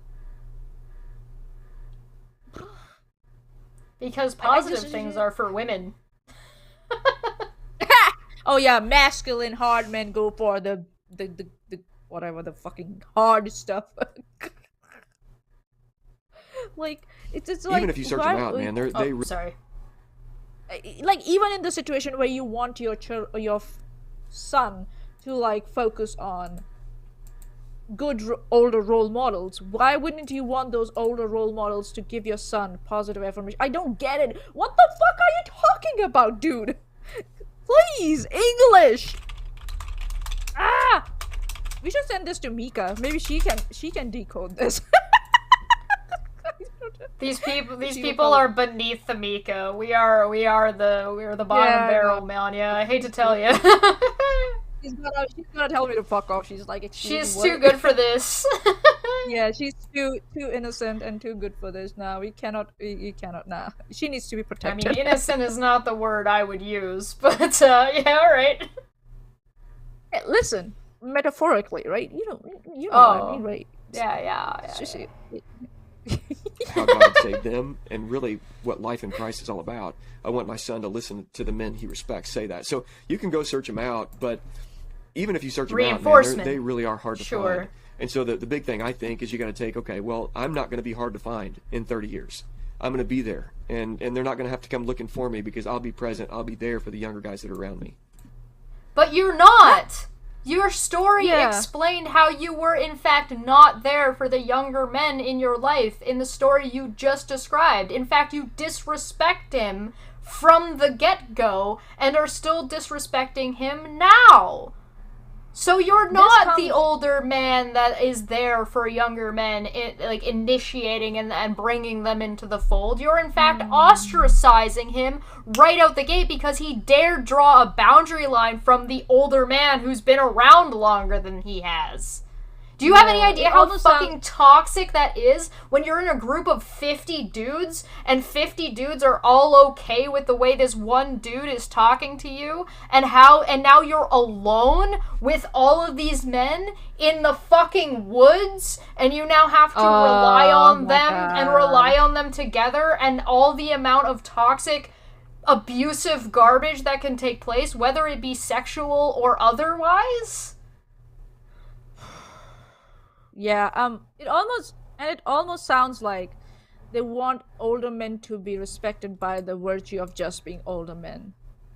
That's Right. what is boiling down to me. Like, there's nothing, you're not telling me what older men should be respected for. What qualities should these older men have? Like, you have given these concepts, but you have not defined and what these concepts are or related to or entail. Nothing is there, and that's what I hate. And that's what I hate at my work too, when I'm given an action and there's no specificity. They're like, or do this. How do you want me to achieve this? Because if I do it my way, you might not like it. Like, so if you're assigning me an action, tell me specifically how you want me to go about it. And this is the same thing. You're being very vague, dude, and my brain does not like this at all. It's just like... And Babbitt makes a really good point, and I definitely recommend checking out their channel because they talk about body language a lot more than we're going to get into here. But look at the left guy's body language, and i.e. Said it before, lack of hand gestures at a certain height. Above elbow and torso most of the time, there's shit that he's hiding. He's hiding something. And yeah, Mr. Serious is also correct. This is a shitstorm of abuse waiting to happen. Yep. And he also said he wants older men to be worshipped. He's Exactly. talking That's down where the here worship because comes on. he's talking down here because he's trying to be subtle. So like his hand movement doesn't move above his elbows, so it stays down here, which is hold on, I'll sit up a little bit. So he's talking down here, so all of his hand gestures are right around his dick area, and it's all in here and below the below the belt, if you were. I did not see that coming. But when you're talking earnestly, you tend to be up here because you're very open. Your chest is open. You're open to what the Yeah. other person has to say, And so open to you're receive more leaning information. forward. You're Yeah. listening. You're open to receive things. Yeah, exactly. Unless you have a And back like me and so you're leaning Facts. Check me on this, Babbitt. Let me know. I watched your videos and learned things from them. So please let me know if I got something wrong. Our in-house Well, body language expert.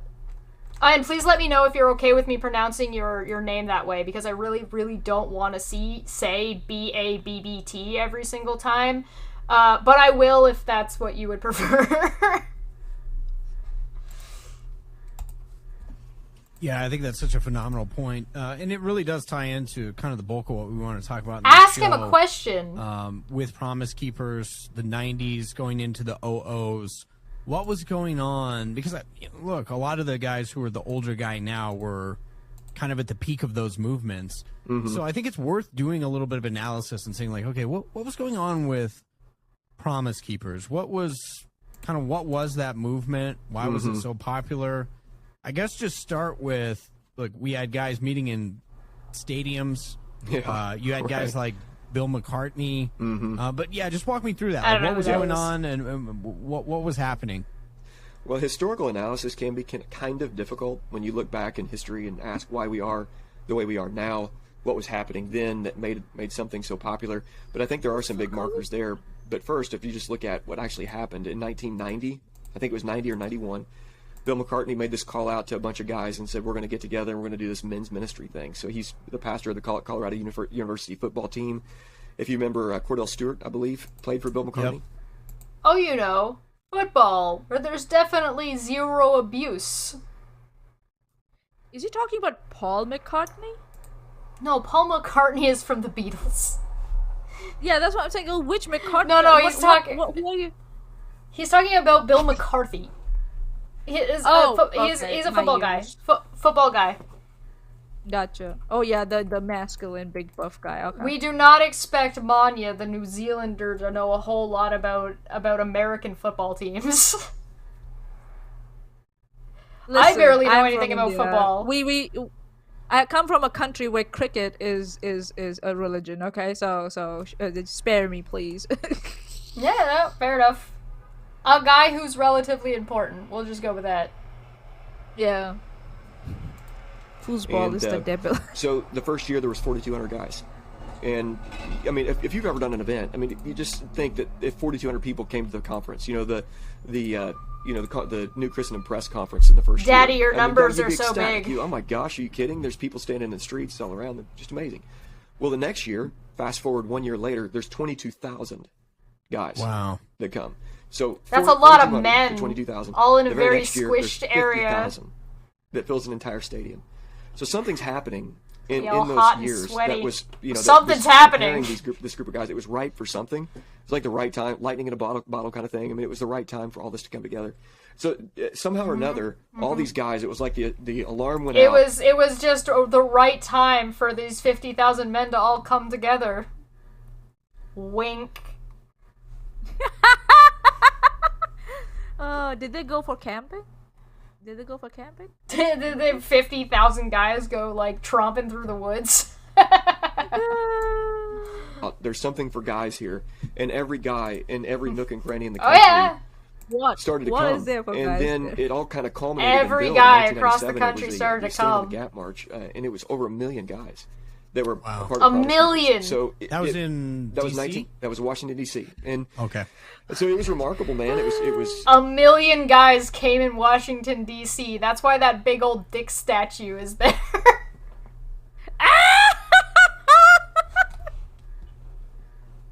I would like to take this moment to point out that as much as I just pointed out that Manya is from New Zealand, I am Canadian, and I didn't care less about American fucking monuments. It was certainly, there was a lot of really good things that came from that, and I mean, it's a good thing to be a promise keeper. I think you'd want to be that. I mean, I know I want to be that. I don't want to be a guy that isn't. What a man is of my a word kind of promise thing. keeper? For fuck's But yeah, I sake, think we there were a don't. We bunch still of cultural don't know. things that led to that. Well, we kind of looked at their video, but yeah, they're not. They're assuming still they're don't preaching. They're assuming they're talking to people who already know these things, which I mean, I guess Probably. that's fine, but it'd be. I don't know. When we do this show and I do other shows, I try to make it so that it is consumable for somebody who doesn't know what Yeah. I'm talking about. So like I do try to take like a minute or two to say, okay, well this when I say this I mean this. And I know it gets repetitive and it can feel repetitive a lot. There's a reason why I don't open with my like any of my videos with, "Hi, I'm Chesh, welcome to my channel." I don't open that. Because you're already here. Hey, what up? It's me, your boy. And I barely ever say my name. Should I? Probably. But I don't. Welcome back to Dumb Fekk Because Friday. the topics we did. Dumb Fake Friday. Yeah, because like I just realized when I mirrored my camera, I shifted all the way to the, like, this way. You started copying me. I'm reaching over, Manya. I'm coming over. I'm coming over. What are you gonna do about it? Oh god. Go on, yes. No, I'm just like I still don't know what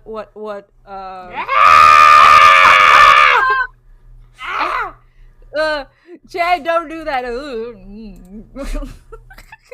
Wait. Yeah, I still don't know what. Goodbye, Manya. My people need me. No! Come back. Come back. Okay, what were you saying? I'm sorry. There we go. No. Hold. Oh. I still don't know what promise keepers mean. Good. I still don't know. Yeah. I still don't know. What? Nani, what? Nani the fuck? And my brain's screaming. My brain's screaming. What do you mean? Shake the baby. Yeah. Yeah, by now a research moment. paper would have given me a better abstract. Fair. And those guys, baby boomers, whose dads weren't really there in a lot of real ways. I mean, Oh, every one of their, God. most of the, our fathers, or most of our grandfathers. So I'm pushing 40. I don't know how old you are, Eric, but I'm willing to bet that your grandfather in that era of guys, not everyone in that age group, but they didn't tell their sons that they loved them. They were just hardworking men. They went to war. Stiff upper lip. That's yeah. right. That's right. And that was just the way it was. And so our dads really, they grew up, they had that with a combination of rampant feminism that had just so infiltrated the church and seeker-sensitive movement of stuff course, that had happened in the 80s. Of course. It was almost like Infiltrated? What the fuck? What? You mean that men were What? so emotionally detached that women had to take on that burden to be good role models for their kids? Uh-huh. I mean, Is that what you Oh. mean by infiltrated? I- But that's still not aptly represented. That's so dishonest and disingenuous representation of both sides, if I may dare say. At one point you're saying, yeah, the men were fighting wars, so they were emotionally detached, and somehow women took advantage of that? What the fuck is wrong with you, you asshole? well, women are just naturally harlots, so anything that they do to try to help out is obviously nefarious. Yeah, of course. Like this, and now, yeah, this is. You were right, Shesh. It went wrong. And now Oh it yeah, went yeah, wrong. inevitably. And I got issues with you, Jared. Curse your sudden and inevitable betrayal, JJ. Yeah. A special thanks to Alicia, who decided to drop a gift Aw. sub to Mr. Sirius, and now Mr. Sirius can do yelling goblins and pucks and all kinds of fun things. Hey. Oh, talking about Yay. that, I think so. Oh, I have a milestone. I got a problem. Oh yeah, just one. I got 99 problems and this bitch is one. Yep. Problem with you, Jared. We have to talk. We need to sit down. and All talk. right, Come. all right, all right. So Don't bite at me. this Shesh will point, be there. She can talk with you. I think it's only reasonable at this point to bring up the similarities with the name Jared and the subway Jared, who was a pedophile.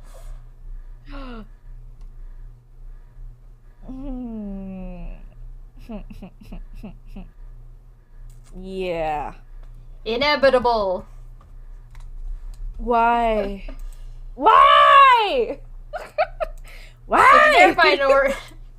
Generic Minority decided to do a little bit more digging in the meantime and said Promise Keepers describes its goal as, quote, to bring about revival through a global movement that calls men back to courageous, bold leadership. It opposes same-sex marriage and champions chastity and marital fidelity. Well, I guess Oh. Steven Crowder's out. And the men as being head of the household. Like these men? Oh. These men? These guys? No, please no. No! No! No! Holy shit! We've got an I Love Manya from Smitty and a Boop the Snoot for the best boy. And I am Jeff Gordon. I will make sure Puck gets his boops. Athens being obsessed with Puck as usual. it's like this is the only outlet for us to actually come together and actually be men. And so something happened. All right. I know I stopped that really, really quick, but I do want to point out two things. One, I do think it's important for men to be able to have a space where they feel like they are comfortable and they can do what they want to. I do not, or that like they can feel like they can be themselves. I do not think this person is providing that, as per his own story that he described, where he talked about mocking people, then they encouraged mocking people, then they disrespected the younger man that was there. Regardless of that, though, I do not think that there are enough safe spaces for, like, men who are victims. But don't pretend that men aren't allowed to be men anywhere. Like, that's guys. Hello? The bar, the gym, on the streets. Like, nobody's having a problem with you being a man. What people have a problem with is you imposing bullshit ideology onto other people, which is not a man thing, that's an asshole thing. Yeah, and that term is gender neutral. Let's just go with that. Okay. Yeah, assholes are gender. Anybody can be an asshole. We're all born assholes. We all come out, and then nothing stops you. Nothing separates you from your asshole. You are an asshole. I certify my teenage years as being an asshole. So yeah. Sure. I'm still a little asshole sometimes. Yeah, asshole is gender not exclusive. Yeah. Or sexually non-exclusive. But at the end of the day, I just don't. Like they went out, in their description, in their stories, they went out hunting. The Boy Scouts exist. You can go and do these quote unquote manly things, and nobody's oppressing you or preventing you from doing those things. So what the fuck are you talking about? There are tourist facilities that provide that they'll guide you through the forest and take you hunting and all that. Yeah, but if the guide is a woman, they're gonna have an issue with it. In totally How is Final Fantasy VII that came out from Japan in 1977 more progressive than this? Tifa, as a young adult teenager, was the one who guided Soldier Sephiroth, First Class Soldier Sephiroth, and First Class Soldier Zack through the mountains at Nibelheim. 1997. Wow. Damn. The young girl with the giant boobies. Yeah, other countries are way ahead, and America's still masculinity. America totally back unrelated here. News. Lagging. In another unrelated news, Andrew Tate has been ordered 30 more days under house arrest. And according to them, they weren't told why. And the police is guarding their house, and if they try to leave their house, they will be returned to prison. So yeah, according to, when you say according to them, they don't know why, do you mean the Tate brothers? Yeah, I'm reading, I'm paraphrasing Andrew Tate's tweet. So yeah, another 30 days under house arrest. My boy, I think so. They're actually right now worried about your sanity with what you have been posting on Twitter. I'm just saying. Fair enough. Alright, I have They're worried that you're getting... Yeah, okay, let's go back. I do just want to get a little bit further through this. I'm about ready to cut them off, but I want to go a little bit further. Yeah. The alarm went out, and people, these guys just answered the call like crazy. It's pretty wild, just to think about how fast it grew. It's the gay police. It was, because I didn't think about this till recently. Obviously, I had Ken on the show. We were talking about it. Mm-hmm. We'll get to this too. He had some interesting takes. But I kind of see between Wild at Heart and this, there's something similar with those two movements and why they were happening a little bit at the same time, or really Wild at Heart's, I guess, right after Promise Keepers hit its peak. But it really is this thing of, Eldridge talks about the father wounds. Mm-hmm. You're talking about this. But I also think this is kind of what it was a central tenet of boomerism. Boomerism built the big, fast, and famous church. Yeah. And so, what is boomerism? They grew up with, their heroes were guys like Billy Graham. So they're if you're going to do something effective, you got to fill a stadium. Mm-hmm. I think Promise Keepers, honestly, I don't know the people who first had the ideas, but it's like They're complaining that the generation before them was toxic, so they don't want to be toxic, and then they're describing toxic practices.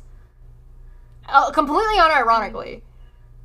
And they're, again, the wee-woo thing. Oh, the generation before us had the numbers and the presence of the numbers, but we are not getting the same numbers. But we are going to say, oh yeah, we're still doing okay. We're still going good because we have another ways of influencing young men. Well, I mean, that's fine. Whatever. I understand wanting your message to be influential and to matter to people. Like, I'm not gonna dunk on them for wanting their message that they think is a good message to be shared, and I think that's fine. But I'm gonna take issue with you saying that, oh, well, we want younger men to learn from older men, and we want older men to learn from younger men because we weren't treated well as children, so we're going to treat our children this way, but you're describing the same ass fucking tactics. So why would you do that? You're making it a one-way street. Dost thou protest too much? Yeah. Yeah. It's like, it's like, it's almost like, I don't know, they think they want it to be a two-way conversation between two generations, but actually they don't want it. It's like they don't want to have to. They don't want to have to treat. They're describing a two-way conversation in which both ways treat the other with respect, but then in practice, it's authoritarian. Yeah. And by default, considering that one generation knows better than the other.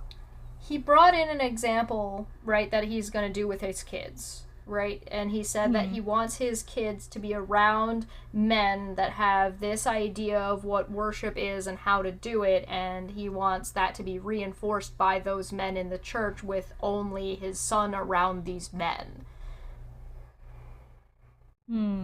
I don't think you're describing education or rites of passage at that point anymore. You're describing reinforcement. You're describing reinforcement where the child has no other option than to conform. Yeah. Because what happens if the kid... Well, what happens if the kid doesn't conform? What happens if the kid disagrees with you? You disrespect them, you mock them, and if they're too much, you mock them also, like Baywatch. Yeah. Like, and at every chance you can get, because that person is not here, present. They're isolated. Yeah, right. And you're mocking them here too, where they're not here to defend themselves or to say like fuck off, like, you know. And yeah, again, like you said, it's about reinforcement and not letting your child to be their own person, or not letting your child to become their own person. Again, you want your child to be a certain way. You're imposing your own wants on your child. Well, which is so unfair. Well, I'm trying. The thing is they're mixing up terms at this point where they're not talking about. They're not talking about characteristics or like positive influence. They're mixing up like characteristics with the imposition of practices. Traditional practices, like you're manly if you go hunting, and this is a thing that men do. And it's like that's not a characteristic. Going hunting isn't a fucking personality. Duck Dynasty isn't a fucking a person. I also like saying that, you know, activities like swimming through cold rivers and stuff, cold springs and stuff, that's a rite of passage kind of thing. No, like, I guess from the religious point of view, maybe, because like baptism and shit, but I don't know. yeah, it's just I don't know why would you put yourself in a position where you might die of hypothermia? I don't get it. This is a podcast of generational trauma. That's what we're watching right now. If you guys didn't notice, this is just generational trauma in practice. Yep. This is what it looks like, guys. And girls. Humans. And like I feel bad for men. Quite frankly, I kind of feel bad for these guys. Like, I'm not angry. I feel bad for these dudes because clearly they want to bring positivity and be better than the people that came before them, but they don't know how to do that, and they don't know how to describe it, and they're doing the best that they can. I don't know if they're willing to listen, especially to women. I don't think so they're willing to learn. Yeah. I don't think so they're willing to learn because, by looking at Jared's interaction with Douglas, it looks like they are set now and they don't want to change. They're not open to change or suggestions or advice or guidance because they're like, oh yeah, I'm this much old now, so I know what the fuck I'm talking about. Which is sad, like, because you shouldn't stop growing at any age. You should not stop learning at any age. And and like you said, they want to bring positivity and they think that going a certain way will bring that positivity when it's not. That ignorance is really dangerous, especially around children. Especially around children. Yeah, this is one of those things where it's like, I can appreciate your intention. Like, you're intending to have a positive influence. You're intending to not repeat the mistakes of the past, and even acknowledging that there were, in fact, mistakes that were made and you want to improve on them. But your way of doing so and what you're doing is just repeating the same fucking problems because you can't identify the problems appropriately. And the only way you can identify the problems appropriately is when you acknowledge that there is such a thing as toxic masculinity. And it doesn't mean that, again, to be clear, toxic masculinity doesn't mean it's toxic to be male or do quote-unquote masculine things. It's taking those things that are called masculine and unfairly enforcing them on people is what makes it toxic, right? Yeah, you're right. And also, like, this obsession with masculinity, I just, I don't get it. Why not just say these are the principles I would like my children to follow, and come up with good principles and describe them aptly, so whoever's listening to you and your child doesn't get confused. Put it down in simple terms so your child understands it, so they know what they're doing or what they're participating in, and give them a choice whether they want to participate in it or not. This guy doesn't even have his fucking podcast linked in the About page. Fuck. Yeah, this is... Yeah, like... I don't know, maybe... Like, if we go for... did you search for the Hardman podcast on the Google? No, I just checked YouTube. Hold on. I just don't... You would think that you would want to phrase it... And again, I'm seeing the fucking criticism of, like, well, you're women, you don't get it. And that's valid... And that's kind of fair. Maybe we just don't get it. But I feel like if you're going to talk about these things, and you're going to talk about them as if they are a family function, then you should probably communicate them in a way that women will also understand. And if you're trying to present them to people who are not Christians, and and that they need to understand it, then you need to also communicate them in a way that people who are not Christian will also understand what you're trying to say. Otherwise, you're never gonna. If you speak in a language that nobody understands, then you're never gonna convince anybody. Yeah, you're just trying to be exclusive for some reason, and that's not attractive at all. Yeah.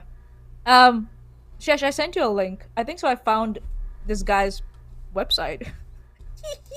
And look at the homepage.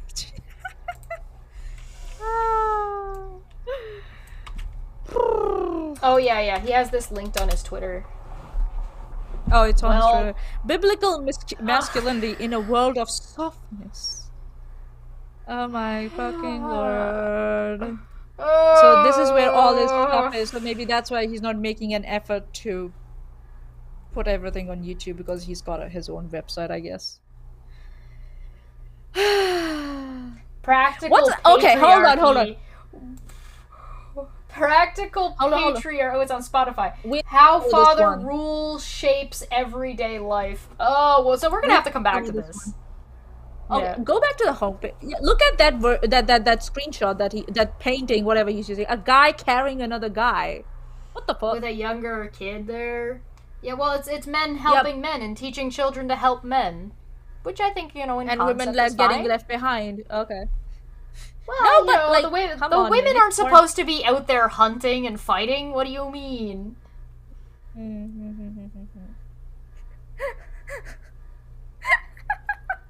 No, I'm just saying, like, like a guy carrying another guy. Yeah, very masculine. Yes, yes, yes. It is masculine. Yes, but maybe I not in the way guess. they think it's masculine. I think you're just calling them gay. Yeah, yes, I am. Now listen, there's nothing wrong with being gay, okay? Just like I don't know why Yeah, you're trying to no. like. I don't know why you're trying to suppress it so much. I'm not suppressing it. I'm just like, do they Not realize you, that the them. imagery can be? Oh, okay. I'm just like, they should realize that the imagery is can be The taken imagery both ways. is like, what is the woman doing in this picture? Yeah. Where did they get this? Yes, this painting from? Like, I don't know. I'm Hold kind of on. curious. It looks kind of Roman. yeah, man carrying man, old painting. Classical art. I'm, yeah. Hold on. Come on, give me Grabbing something. his ass. Uh, Yeah, he do be ass grabbing. He do be ass grabbing. Yeah, that's what I Little bit of was trying to hanky-panky. point. Yeah, hanky pank. Yeah. I That can't kid's find trying to do a reach around. it. Oh god, he's like, let go of my dad or my uncle or whatever, you know. No, he's trying to do a Like reach around. He's gotta grandpa. cut the balls. Obtain the balls. No homoeroticism in classical art. Nope, no way. Yeah, no, that's. Oh god, I'm finding so much. Holy shit! But not that particular picture for some reason. We should probably start wrapping up though. Yeah. And we can do the search later, and maybe if We're find gonna it, we can have to present come it. back to these guys. Maybe Oh, they'll be able to address some of our criticisms, and maybe they'll be willing to come on and have a conversation with us about some of their ideals. I got an idea. Listen, You know, Eric. What that was his name, right? Eric, don't be mad at me. I am growing my hair. It's getting there. It's not quite like long yet, but it's getting there. All right. Like don't judge me because my hair's a little bit short right now. I'm currently trying to grow it out. So don't dismiss me because of my hair length. What's the guy's Twitter handle?